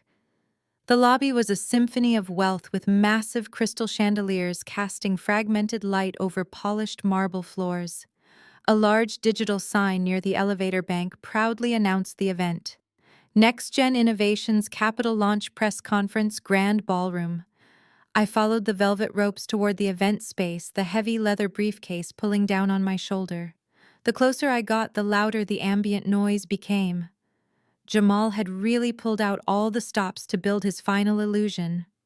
The double doors to the grand ballroom were propped wide open, guarded by two men in cheap dark suits trying to look like high-end security. I slipped past them, blending in perfectly with the crowd of local business reporters and nervous investors. The room was packed. Over 100 chairs were arranged in neat rows facing a massive stage equipped with a digital projector screen and professional lighting. Waitstaff wove through the aisles carrying trays of champagne and miniature pastries. It was a grotesque display of fake prosperity funded entirely by my stolen equity. I moved toward the side aisle, finding a spot near one of the large marble pillars. From there, I had a perfect unobstructed view of the front row. And there they were. The architects of my intended destruction sitting together in absolute smug satisfaction. David was wearing a custom-tailored gray suit that I recognized immediately. I had paid for it 2 years ago as a promotion gift. Next to him, Brenda looked like a caricature of suburban wealth dripping in gold jewelry and holding a champagne flute with an air of profound superiority. And then there was Rachel. She was sitting on the edge of her seat wearing the diamond tennis bracelet and the expensive white silk blouse I had seen on her live stream. The Hermes bag sat proudly on the empty chair beside her. They were practically vibrating with excitement, completely convinced that they had outsmarted the system. The lights in the ballroom dimmed slightly, and an upbeat electronic music track began playing over the sound system. The crowd quieted down as Jamal walked onto the stage. He was wearing a dark turtleneck and a fitted blazer, a ridiculous attempt to mimic the iconic look of successful tech founders. He carried a tablet in one hand and a wireless microphone in the other. He beamed at the audience, soaking in the applause. "Thank you all for being here today," Jamal began, his voice projecting loud and clear across the room. "I know the past few months have been challenging. There have been rumors, there have been doubts. Some of you in this very room lost faith in the vision of next-gen innovations. You sent legal threats. You demanded audits. You thought we were finished." He paused, pacing slowly across the stage, letting the silence build. He was putting on a masterclass in narcissistic manipulation. "But true visionaries do not quit." Jamal continued, his voice rising with theatrical passion. "We innovate, we pivot, and we secure the future. I called you all here today not to argue but to prove it. I am thrilled to officially announce that as of this morning, Next Gen Innovations has secured a massive new wave of angel capital, $800,000 to be exact." A murmur rippled through the crowd. I could see the original seed investors sitting a few rows behind my family, exchanging skeptical glances. They had been burned by Jamal before, and they were clearly waiting for the punchline. "I know some of you are still doubting," Jamal said, a smug smile spreading across his face. "You want to see the proof. You want to know the money is real. Well, I believe in total transparency." He tapped the screen of his tablet. The massive digital projector behind him hummed to life. The screen illuminated, displaying the secure login portal for his corporate banking account. He was actually going to do it. He was going to log in live in front of 100 people to flaunt the stolen money. "Let me just type in my credentials." Jamal narrated, his fingers flying across the tablet screen. "And we will pull up the main operating dashboard. Prepare to be amazed." He hit the enter key. The loading icon spun for 2 agonizing seconds. And then the dashboard appeared on the massive screen. Right there in bold green font, the total available balance read $800,000. The room erupted. The skeptical investors gasped, leaning forward in their chairs. Rachel jumped to her feet, clapping wildly, while Brenda cheered loudly. David leaned back, crossing his arms with a look of absolute triumph. Jamal stood center stage, holding his arms out like a conquering hero. They thought they had won. They thought the money was real. They had absolutely no idea that the numbers on that screen were a digital ghost, and the federal trap had just slammed shut. The applause inside the grand ballroom was deafening. Jamal stood center stage, soaking in the adoration of the crowd he had just manipulated. The digital projector behind him blared the bright green $800,000 balance like a neon beacon of his success. Investors who had been scowling just moments before were now nodding in approval, completely blinded by the illusion of wealth. Rachel was practically vibrating in her front row seat, clutching her luxury handbag, while Brenda patted David's knee in a sickening display of maternal pride. They were at the absolute pinnacle of their deceitful mountain. It was time to push them off the edge. I stepped out from behind the massive marble pillar and walked directly into the center aisle. I did not rush. I maintained a steady, measured pace. The sharp click of my black leather pumps against the polished floor cut through the fading applause. I kept my posture perfectly straight, my shoulders back and my eyes locked dead ahead. I did not look at the investors or the journalists. I only looked at my husband. David was the first one to see me. He was in the middle of a self-satisfied chuckle, leaning over to whisper something to his mother when his eyes caught my movement. The transformation of his face was a masterpiece of human panic. The smug smile froze before melting off his features entirely. All the color drained from his skin, leaving him looking like a freshly poured wax figure. His jaw literally dropped open. He blinked rapidly as if his brain was violently rejecting the visual information his eyes were receiving. I was supposed to be a penniless woman wandering the streets of Paris crying over deactivated credit cards. Instead, I was walking down the center aisle of the Grand Azur Hotel, looking like a corporate executioner. Brenda noticed his expression and followed his gaze. She let out a sharp, audible gasp, her hand flying up to cover her mouth. Rachel turned next, and her reaction was almost comical. She gripped the armrests of her chair, her eyes wide with unadulterated terror. On stage, Jamal was still oblivious, continuing to ramble about his visionary business strategy, but the front row of his audience had completely stopped breathing. For a few seconds, David was paralyzed by sheer shock. But then his narcissistic survival instincts kicked in. He realized that if I made it to the stage, his entire world would collapse. He jumped up from his chair, knocking it backward with a loud clatter that drew the attention of the surrounding rows. He decided his only option was to play the victim and control the narrative before I could speak. "Security!" He shouted, his voice cracking slightly with desperation. "We need security in here right now. Remove this woman from the ballroom immediately." The murmurs of the crowd grew louder. People began turning in their seats, straining their necks to see the source of the commotion. Two men in cheap dark suits who had been guarding the doors started jogging down the aisle toward me. I did not slow my pace. "That woman is my wife!" David yelled, pointing an accusing finger at me. "She is a fraud and a cheater. She abandoned our marriage this weekend and fled the country with another man after draining our joint accounts. She has no right to be here. This is a private corporate event and she is trespassing. Get her out of here before she ruins my brother's presentation." He was projecting his own crimes onto me loudly and aggressively, hoping the sheer volume of his lies would intimidate me into retreating. Brenda immediately joined his chorus of deceit, standing up and glaring at me.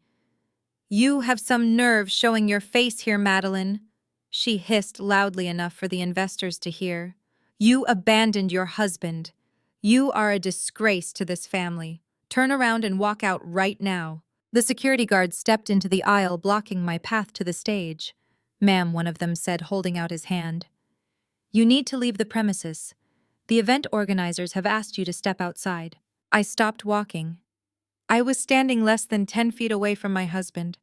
I looked into his eyes and saw the absolute terror hiding just behind his fake outrage. I simply opened my heavy leather briefcase and pulled out a single sheet of paper, holding it up for the security guards to see. It was the federal wire fraud report officially stamped by the Internal Revenue Service. "I am a senior forensic auditor," I said, my voice low, cold, and completely unbothered. "I am conducting an active federal investigation. Now please step aside or face the absolute worst legal consequences available immediately." The security guards took one look at the official federal seal stamped on the document and instantly stepped backward. They were paid $15 an hour to stand by a door not to interfere with a federal investigation. I did not even wait for them to fully clear the path. I pushed past them, my eyes fixed entirely on the small audio-visual control table situated just to the left of the main stage. David was in full-blown panic mode now. He scrambled out from behind his chair, lunging toward me. "Madeline, have you lost your mind?" he screamed, his voice cracking. "You cannot do this. You are ruining everything." I completely ignored his existence. I walked straight past him, leaving him grasping at the empty air. The audio-visual technician, a young man wearing a black polo shirt, stared at me with wide eyes as I approached his station. "Step away from the soundboard," I commanded, my tone leaving absolutely zero room for negotiation. He raised his hands in surrender and quickly rolled his chair back. I reached into my blazer pocket and pulled out my secondary burner phone. I grabbed the main auxiliary input cable that was feeding the pre-presentation music into the massive ballroom speakers. I plugged the jack directly into my device. On the stage, Jamal finally realized that his grand illusion was collapsing.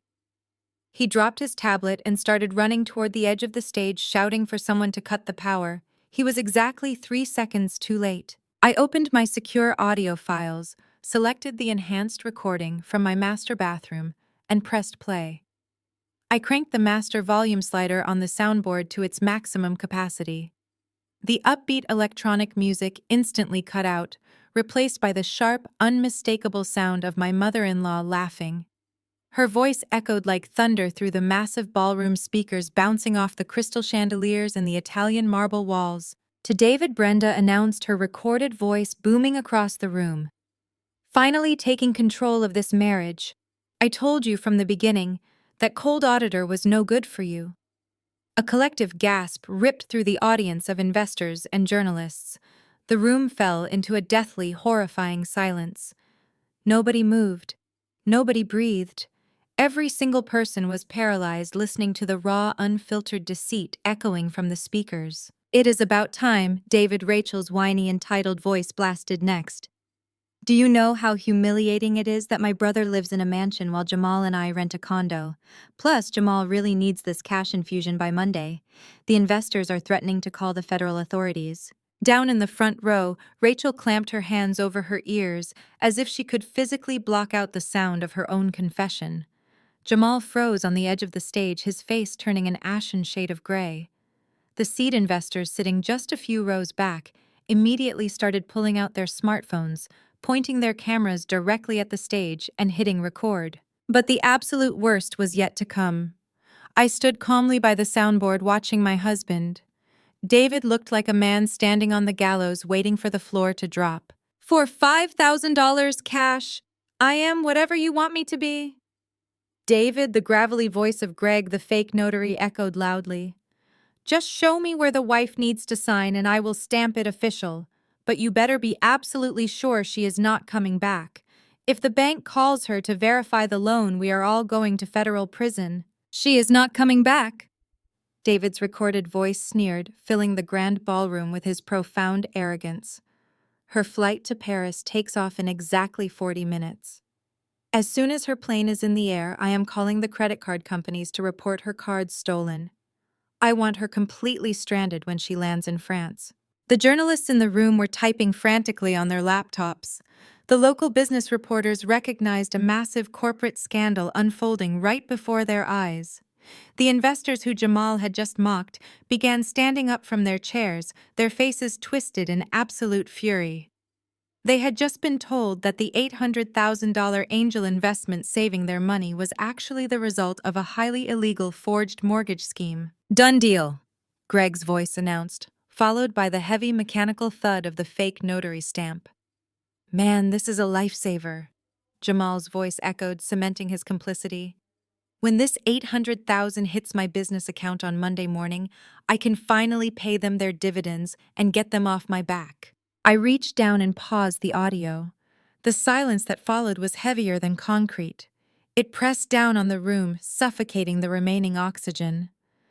The glamorous facade of the Grand Azure Hotel ballroom had been completely stripped away, leaving nothing but the ugly, undeniable truth of their crimes. I looked at David, who was now hyperventilating, his chest heaving as he backed away from the crowd. Jamal was gripping the microphone stand on the stage, looking like he was going to be physically sick. The audio drop was a flawless execution. I had forced them to broadcast their own confessions to the exact people they were trying to defraud. The audio drop was a flawless execution. I had forced them to broadcast their own confessions to the exact people they were trying to defraud. The heavy silence in the ballroom shattered into absolute chaos. Dozens of investors surged forward from their seats, shouting angrily at the stage. The journalists scrambled toward the front rows, flashing their cameras and holding up digital audio recorders. David was entirely cornered, backed against the edge of the stage with nowhere to run. He looked frantically at his mother, but Brenda was frozen, clutching her gold necklace, as if it could shield her from federal prison. But it was Rachel who truly unraveled. She had spent her entire life shielded from consequences, believing her golden child status made her untouchable. The prospect of losing her luxury condo, her designer bags, and her perfectly curated social media life was simply too much for her fragile ego to process. Her face flushed a violent shade of red. She could not accept public defeat from the sister-in-law she had spent years mocking. She pushed past her mother and stomped up the short staircase to the main stage, her designer heels hitting loudly against the wood. Jamal was still gripping the main microphone stand, staring blankly at the angry crowd. Rachel shoved him aside, her acrylic nails digging into the plastic casing of the microphone as she ripped it from his hands. She glared down at me, her eyes wide with a manic, desperate energy. The feedback from the speakers shrieked for a brief second before her shrill voice echoed through the room. "It does not matter what you recorded, Madeline," she screamed, pointing a shaking finger directly at my face. "You are just a jealous, bitter woman who cannot stand to see my husband succeed. So what if David signed your name? You owed us that money anyway. You have been hoarding that massive house while we struggled, and we simply took what was rightfully ours. The bank already approved the paperwork. The $800,000 is already sitting right there in Jamal's account." She gestured wildly toward the massive projector screen where the bright green bank balance was still glowing. "You are too late," she continued, her voice reaching a hysterical pitch. "The money is ours now. You have no credit cards, you have no cash, and you do not even have a house anymore. You are homeless, Madeline. Now get out of my husband's press conference before I have you arrested for trespassing." Rachel stood on the stage, panting heavily, a triumphant sneer plastered across her face. She truly believed she had just delivered a devastating final blow. But as the echo of her screaming faded, the room fell into a different kind of silence. It was the silence of absolute disbelief. Down in the front row, David buried his face in his hands, letting out a loud, pathetic groan. Jamal stared at his wife as if she had just grown a second head. Even the angriest investors stopped shouting and simply stared at her in shock. Rachel, in her blind panic and arrogant rage, had just committed the ultimate legal suicide. She had stood in front of a room full of defrauded investors, local media reporters, and rolling cameras, and publicly admitted that the recording was entirely authentic. More importantly, she explicitly confirmed that the $800,000 angel investment displayed on the projector was actually the direct result of a forged mortgage application. She had effectively confessed to felony conspiracy, wire fraud, and receiving stolen funds all into a live microphone. She had tied the forged loan directly to Jamal's corporate account, completely destroying any possible defense Jamal might have used about not knowing where the money came from. She had gift-wrapped their guilt and handed it to the federal government with a neat little bow on top. I adjusted my blazer, ensuring I looked perfectly composed before delivering the final strike. I maintained my perfectly calm expression. My lack of reaction seemed to infuriate her even more. She gripped the microphone tighter, waiting for me to break down crying or run out of the room in shame. Instead, I slowly walked up the 3 carpeted steps onto the stage. The security guards did not even try to stop me this time. Jamal instinctively took a step back as I approached. I reached out and calmly pulled the microphone from Rachel's trembling hands. "You are absolutely right, Rachel," I said, my voice projecting clearly across the ballroom. "The $800,000 does appear to be sitting right there in Jamal's corporate operating account. It is a very impressive number. But since you are so eager to talk about banking logistics, let us take a closer look at what that number actually means. Because, as I mentioned earlier, I am a forensic accountant, and you are fundamentally misunderstanding how the federal financial system works." I turned back to the audio-visual technician who was still sitting frozen in his chair. "Hand me the primary HDMI cable," I instructed, holding out my hand. He scrambled to unplug the cord from Jamal's wireless receiver and handed it to me. I plugged it directly into my heavy encrypted laptop. I tapped a few keys, bypassing the hotel network and casting my screen directly onto the massive digital projector behind Jamal. The bright green $800,000 balance that Jamal had been so proudly displaying vanished. In its place, a stark gray and red federal banking interface appeared. Rachel squinted at the screen, her grip on the microphone loosening. "What is this?" she demanded, her voice losing its hysterical edge and dropping into confusion. "What are you doing?" "I am giving you a free lesson in high-level corporate finance," I replied, turning to face the crowd of investors. "When a massive wire transfer is initiated through the federal banking system, it hits the receiving account in two distinct phases. The first phase is the ledger balance. This is the number that shows up on your mobile banking application. It is designed to let you know the funds have arrived. That is the exact number Jamal showed you 5 minutes ago." I pointed a laser pointer at the massive screen circling the top row of data. "But the second phase is called available liquidity," I explained. "And that is where things get incredibly problematic for your husband, Rachel." I clicked a drop-down menu on my dashboard, expanding Jamal's corporate account profile. A flashing red banner appeared across the top of the screen, reading "Federal Escrow Hold Pursuant to Title 18 U.S. Code, Section 1343. A collective murmur of shock rippled through the audience. The business journalists were typing frantically, capturing every single word on their screens. "What does that mean?" Rachel asked, her voice trembling. "It means the $800,000 is a ghost," I said, my voice echoing off the marble walls. "The money physically left the mortgage lender, but it never actually entered Jamal's operational account. It was intercepted by the Internal Revenue Service Fraud Division yesterday afternoon. The funds are currently sitting in a locked federal escrow vault. Jamal has a ledger balance of $800,000, but his actual available liquidity is exactly zero." Jamal snatched his cell phone from his pocket, his hands shaking violently. He frantically tapped his screen, opening his mobile banking application. I watched him try to initiate a standard transfer of $10 to his personal checking account. The massive screen behind us, which was mirroring the banking network's backend, registered his attempt in real time. A loud, obnoxious error buzzer sounded from my laptop. On the projector, a massive red box popped up over Jamal's account details. "Transaction declined. Account frozen for suspected wire fraud." Jamal stared at his phone as if it had just caught fire. "No," he whispered, his voice cracking. "No, this cannot be right. The money is there. The money is mine." "The money belongs to the federal government as evidence, Jamal," I corrected him, stepping closer to the edge of the stage. "Did you really think you could forge a mortgage document using my premarital asset and just walk away clean? Did you think a senior forensic accountant would just sit in a motel room and let you steal $1 million? I did not just catch you, I built a cage around your entire financial existence and locked the door from the outside."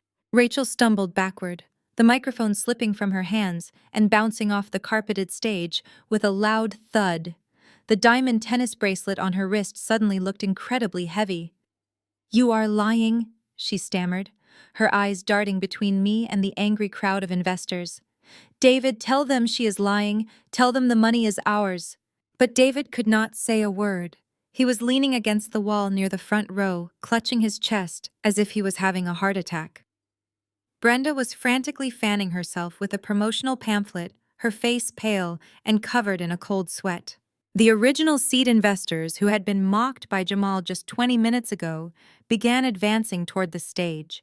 Their faces were twisted in absolute rage. Jamal, you promised us a return on our capital, one of the men shouted, pointing a furious finger at him. You told us this was a legitimate venture capital injection. You lied to us to cover up a felony. Jamal raised his hands defensively, backing away from the angry investors. Wait, everyone just calm down, he pleaded, his voice entirely stripped of its former arrogance. This is a misunderstanding. It is a technical error. You cannot fix federal wire fraud, Jamal, I said coldly. And unfortunately for your brother-in-law, the technical errors do not stop here. Because while you have $0, David is about to realize he has significantly less than that. I turned my attention away from Jamal and focused entirely on my husband. David was still leaning heavily against the wall, trying to catch his breath. His custom-tailored gray suit suddenly looked entirely too big for his shrinking posture. I tapped the keyboard of my laptop, switching the projector screen from Jamal's frozen corporate account to a different federal banking document. This new screen displayed the internal underwriting profile for the forged home equity line of credit. Look closely at the screen, David Way instructed, my voice cutting through the rising panic of the ballroom.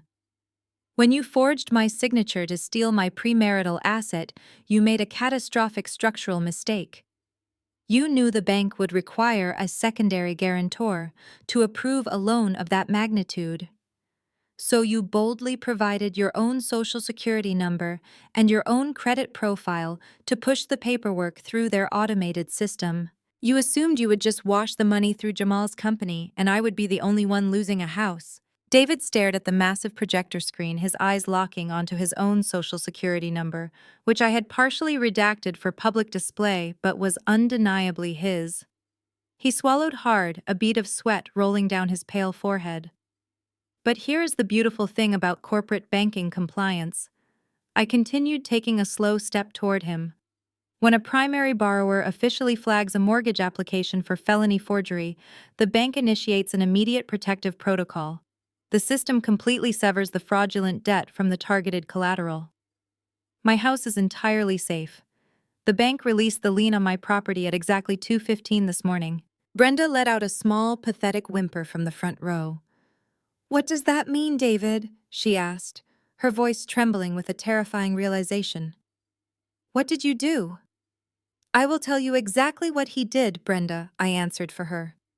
Because the primary signature was proven to be a forgery, the bank automatically shifted the entire weight of the loan onto the verified secondary guarantor. The loan is no longer secured by my real estate. It is an unsecured personal debt legally bolted to David's identity. David gripped his chest, his knees buckling slightly. No, he wheezed, shaking his head. They cannot do that. The money was never spent. The money is frozen. That is the absolute best part. David.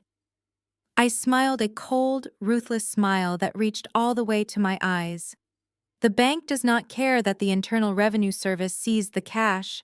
As far as the lender is concerned, they successfully dispersed the funds based on your fraudulent application. And because those funds were immediately flagged in an active federal money laundering investigation, it triggered a catastrophic default penalty in your lending contract. I clicked a button highlighting the final balance at the bottom of the projected document. You do not just owe them $800,000, David, I announced, the number echoing loudly in the silent room. With the immediate default penalty, the maximum interest acceleration, and the federal fraud fines, you currently owe the bank $940,000. And because the loan is in immediate default, that entire amount is payable today, right now. You are completely bankrupt. The magnitude of the financial ruin hit him like a physical freight train. David collapsed onto his knees, hitting the polished marble floor with a heavy thud. He covered his face with his shaking hands, letting out a sound that was half sob and half scream. The brilliant, manipulative mastermind who had plotted to strand me in Paris with no money was now kneeling on the floor of a luxury hotel, owing nearly $1 million he could never repay. Brenda dropped her expensive champagne flute. The crystal shattered against the floor, spraying expensive alcohol over her designer shoes. She dropped to her knees next to David, grabbing his shoulders. Tell me she is lying. David, she shrieked, her carefully constructed suburban elegance completely dissolving into sheer panic. Tell me you did not ruin us. We cannot pay that amount. I will lose my house. I will lose my pension. You already lost it, Brenda, I reminded her, my voice devoid of any pity. You celebrated his theft. You sat in my house drinking my vintage wine and laughing about me begging on the French pavement. You encouraged him to steal my future.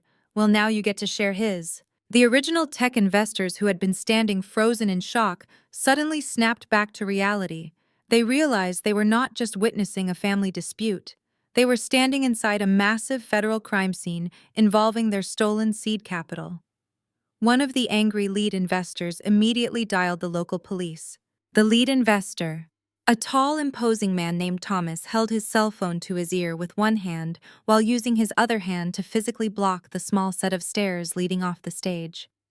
I need police and financial crimes units at the Grand Azure Hotel immediately.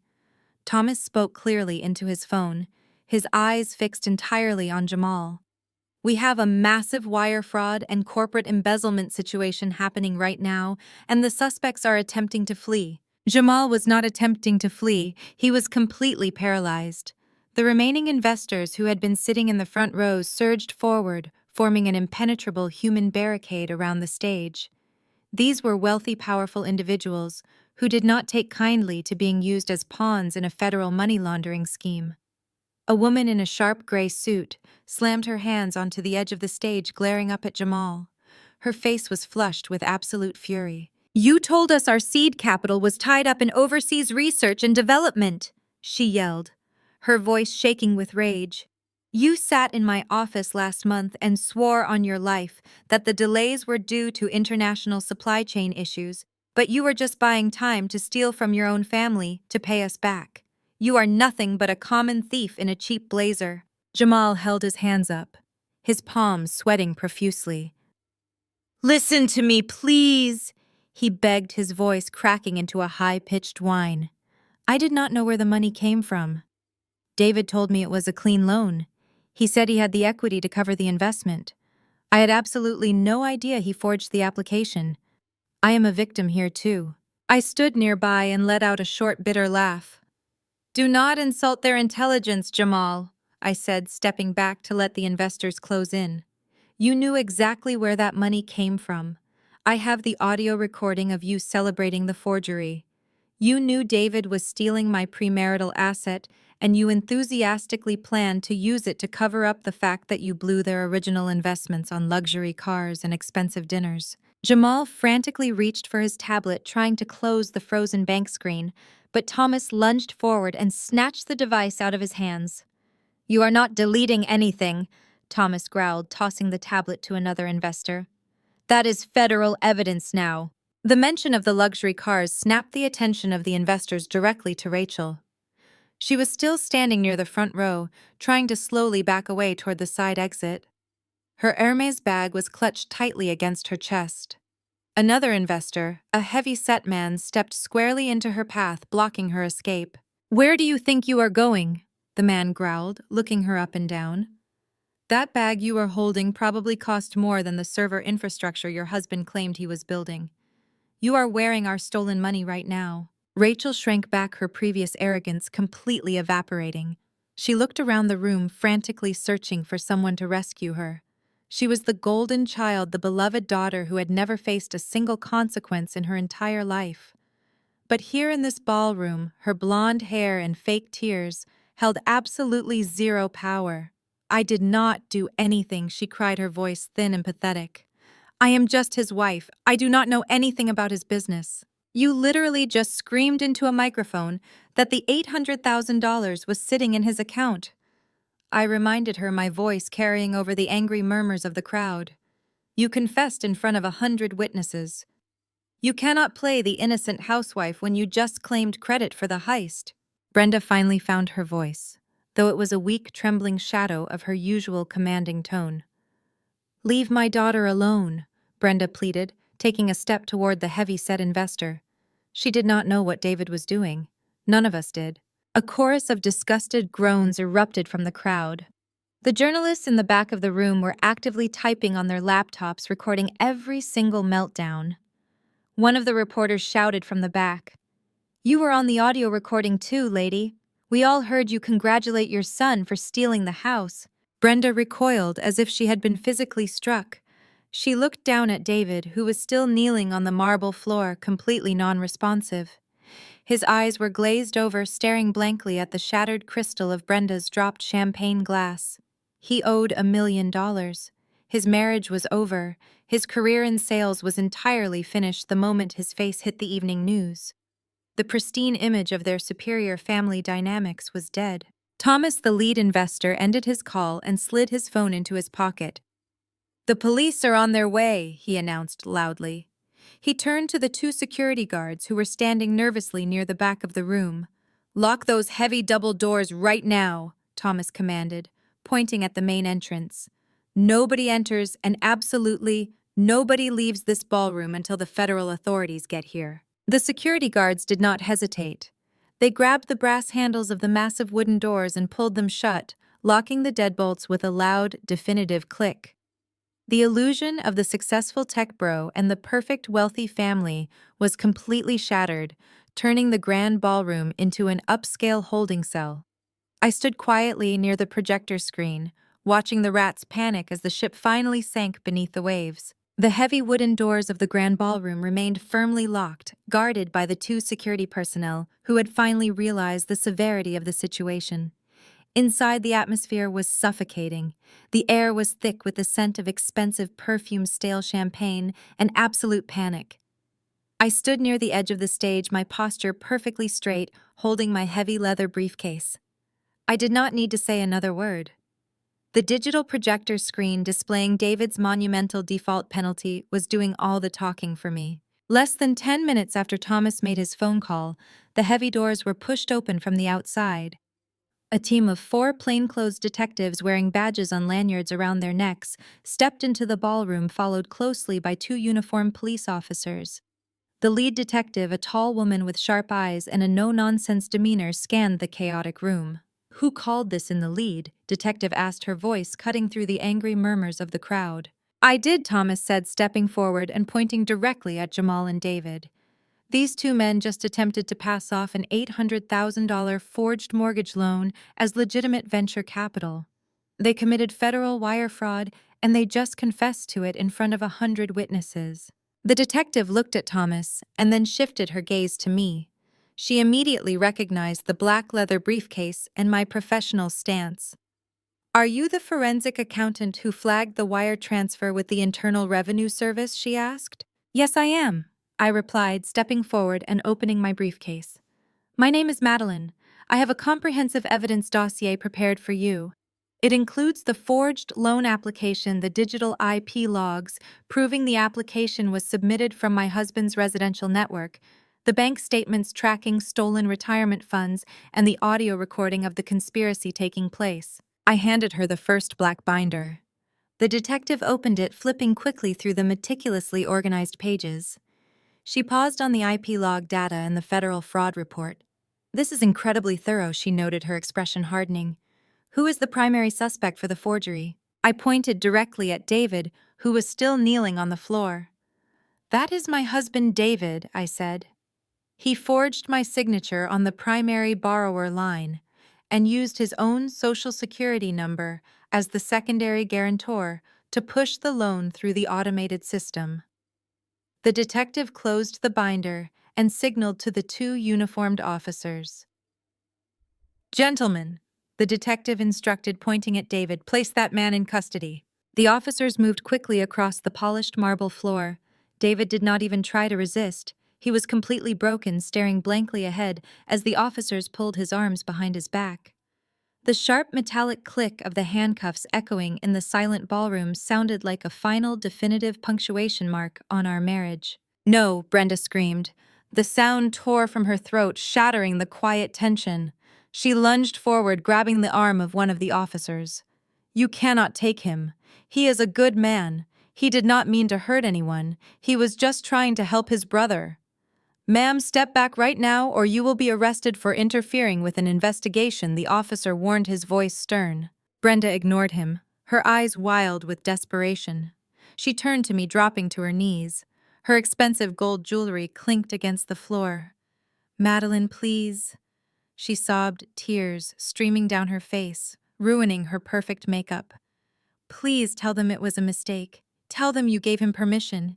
He is my son. He cannot go to prison. He will not survive it. I looked down at the woman who had spent 5 years treating me like a disposable asset. I looked at the woman who had laughed at the thought of me begging on the streets of Paris. The same woman who had called me a soulless calculator just 24 hours ago. I did not give him permission, Brenda. I said, my voice ice cold. I gave him enough rope to hang himself, and he tied the knot perfectly. I suggest you call a very expensive defense attorney. The officers pulled David to his feet. He looked at me one last time, his eyes wide with terror and regret. He finally realized that the brilliant, independent woman he had married was not a victim to be exploited, but a force of nature that had completely destroyed him. The officers turned him around and marched him toward the exit. Brenda collapsed onto the floor, wailing hysterically as she watched her golden child being led away in handcuffs. Her perfectly curated suburban life had just evaporated. The facade of wealth superiority and entitlement was entirely gone, replaced by the harsh reality of the criminal justice system. I stood my ground, watching the doors swing shut behind my husband. The first target had been eliminated. Now it was Jamal's turn to face the music. The lead detective turned her sharp gaze away from the closing doors and locked eyes with Jamal, who was still standing rigidly on the stage. She pulled a secondary folder from her jacket. Mr. Jamal Washington, you are the registered owner of Next Gen Innovations, correct? She asked, her tone completely devoid of warmth. We have a federal freeze order on your corporate accounts and a warrant to seize all digital assets related to your suspected money laundering operation. Jamal physically recoiled, as if the detective had pulled a weapon. The confident tech visionary who had strutted across this stage just 30 minutes ago was completely gone. In his place stood a terrified coward, desperately looking for an escape hatch. And when a coward is backed into a corner, they always turn on their own. It was not my idea, Jamal shouted, his voice cracking as he pointed a shaking finger directly at Rachel. I had nothing to do with the forgery. It was all her family. David came to me with the plan. He said he had access to $1 million and just needed a place to park it. Rachel gasped, taking a step back as if Jamal had physically slapped her. Jamal, what are you doing? She cried, her face twisting in agony. We are a team. We are in this together. We are not a team. Jamal screamed, his panic overriding any lingering affection he might have had for his wife. I am a legitimate businessman. You and your psychotic brother dragged me into this federal mess. You were the one complaining about living in a condo. You were the one demanding a luxury lifestyle while my company was struggling. I only took the money because you threatened to leave me if I did not keep funding your shopping addiction. The entire ballroom watched in stunned silence as the fake empire completely cannibalized itself. The investors who had just been furious with Jamal were now watching him throw his own wife to the wolves with absolute disgust. You are a liar! Rachel shrieked, tears ruining her mascara. You bought that Tesla. You rented the penthouse. You wanted to look like a millionaire for your stupid internet followers. You knew exactly where David got that money. I am filing for divorce today, Jamal announced loudly, turning back to the detectives in a desperate plea for clemency. I am severing all legal ties with this woman and her entire criminal family. I will cooperate fully with the investigation. I will testify against David. Just please do not arrest me. I am a victim of their manipulation. The lead detective simply raised an eyebrow, thoroughly unimpressed by his pathetic display of betrayal. You can explain all of your victimization to the federal prosecutor, she said coldly. But right now you are coming with us for questioning regarding the receipt of stolen federal funds. Read him his rights. 2 more plainclothes officers stepped onto the stage, grabbing Jamal's arms. He did not fight them, but he continued to loudly proclaim his innocence and his hatred for Rachel's family as they marched him down the stairs. Rachel watched him go, her mouth hanging open in complete shock. The man she had just praised as a genius had publicly humiliated her, dumped her, and blamed her for a federal crime, all within the span of 2 minutes. She sank into an empty chair, burying her face in her hands and sobbing loudly. Down on the floor, Brenda had witnessed the entire collapse. Her son was in handcuffs. Her son-in-law had just abandoned her daughter. Her family was completely and utterly destroyed. She looked up at me, her eyes red and swollen. She crawled across the marble floor, closing the distance between us until she was kneeling directly at my feet. "Madeline, please!" She begged, her voice a raspy whisper. "Please, I am begging you. You have made your point. You won. You proved you are smarter than all of us. But please do not do this. You are family. You cannot send my son to prison." I looked down at her, feeling absolutely nothing. The woman who had tormented me for years was now groveling on the floor of a luxury hotel, begging for mercy she had never once extended to me. "Withdraw the charges," Brenda pleaded, grabbing the hem of my navy blue skirt. "Call the bank. Tell them you will pay the penalty. You have a high-paying job, Madeline. You can afford it. If you do this, David goes to federal prison. Rachel will be left with nothing. Our entire family will be ruined. Please have a heart." I gently but firmly pulled my skirt out of her grasp, taking a deliberate step back. "I do have a heart, Brenda," I replied, my voice echoing slightly in the quiet room. "But as you so accurately pointed out on my voicemail last night, I am also a soulless calculator. And right now the math simply does not work in your favor. Federal wire fraud is not a customer service complaint. I cannot just call the manager and cancel the investigation.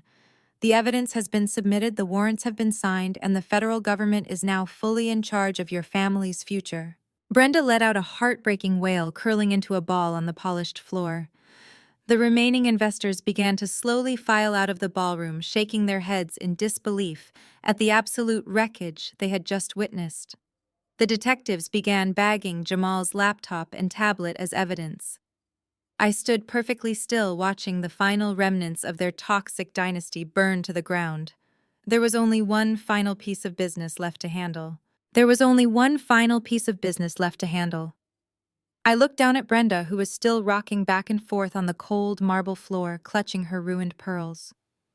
She was a broken woman, mourning the sudden brutal death of an empire built entirely on lies and unearned privilege.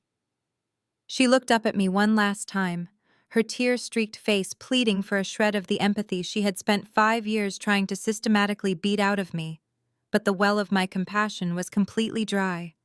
I felt no anger, no sorrow, and absolutely no pity for the pathetic figure groveling at my feet. "You stole my future to fund your vanity," I said, my voice steady and utterly resolute, cutting through the ambient noise of the ballroom.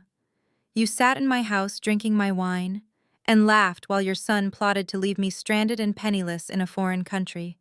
You wanted to play a high-stakes game of financial warfare, but you completely forgot who you invited to the table." I adjusted the strap of my heavy leather briefcase, settling it comfortably on my tailored shoulder. "I am an auditor, Brenda. I do not forgive and I do not forget. I just balance the books." I turned my back on her wailing form and walked down the center aisle of the Grand Azure Hotel ballroom. I did not look back at Rachel, who was still sobbing hysterically in the front row, burying her face in her empty hands. I did not look at the detectives securing the crime scene or the investors giving their official statements. I walked out through the heavy wooden doors across the crystal-lit lobby and stepped out into the crisp morning air of downtown Seattle. For the first time in 5 long years, I could finally breathe. Fast forward 6 months. The crisp autumn wind swept through the trees of my backyard, sending a beautiful cascade of orange and gold leaves fluttering onto the wooden patio. The seasonal shift perfectly mirrored the massive transformation my life had undergone. The federal justice system moves with a brutal, terrifying efficiency when handed a perfectly organized evidence dossier. David accepted a sweeping plea deal to avoid a lengthy, drawn-out public trial. He was currently serving a 72-month sentence at a federal correctional institution in California. The $940,000 banking penalty survived his subsequent bankruptcy, filing anchoring him to a lifetime of inescapable financial ruin. Jamal fared no better. The Internal Revenue Service tore his fake tech startup apart, exposing years of wire fraud and brazen investor embezzlement. He was sentenced to 5 years in federal prison and slapped with massive restitution orders. The divorce papers Rachel desperately filed did nothing to shield her from the devastating fallout. Without Jamal's stolen funds and David's hijacked retirement money, the women's lavish lifestyles evaporated literally overnight. Rachel was forced to immediately vacate her luxury penthouse. The bank repossessed the matte black Tesla, and the federal government seized her Hermes bags and custom diamond bracelets as proceeds of a crime. To afford her mounting legal bills and basic rent, she had to take a minimum wage job working the customer service desk at a local discount retail store. It was a highly poetic form of justice, knowing she spent 40 hours a week scanning cheap clothing while wearing a terrible polyester uniform and dealing with angry customers. Brenda lost her sprawling suburban home when the bank foreclosed on the secondary loans she had taken out to magically fund her country club lifestyle. She moved into a cramped, dingy, one-bedroom apartment on the outskirts of the city, completely ostracized from the wealthy social circles she once ruled with an iron fist. The family of parasites had finally been scraped off my back. I sat on one of the plush wicker chairs on my back porch, wrapping my hands around a steaming ceramic mug of chamomile tea. The magnificent house my grandfather built stood tall and proud behind me, its legal title completely unencumbered and firmly in my name alone. I had hired a contractor to replace every single lock upgrade, the security system, and entirely remodel the master bathroom, erasing any lingering physical memories of David and his fake notary. The screen door squeaked open, and Nancy stepped out onto the porch, carrying her own mug of tea and a plate of warm homemade scones. She sat down in the chair next to me, letting out a contented sigh as she looked out over the perfectly manicured lawn. "I cannot believe it has already been 6 months," Nancy said, taking a slow sip of her tea. "It feels like a lifetime ago." I smiled, taking a deep, calming breath of the crisp autumn air. "It really does," I agreed. My phone buzzed on the small glass table between us. It was an email from my firm assigning me as the lead investigator on a massive new corporate embezzlement case. I picked up the phone, accepting the assignment with a quick, decisive tap of my finger. I was no longer a victim waiting in the dark. I was the architect of my own absolute peace. The books were perfectly balanced, and my ledger was finally clean.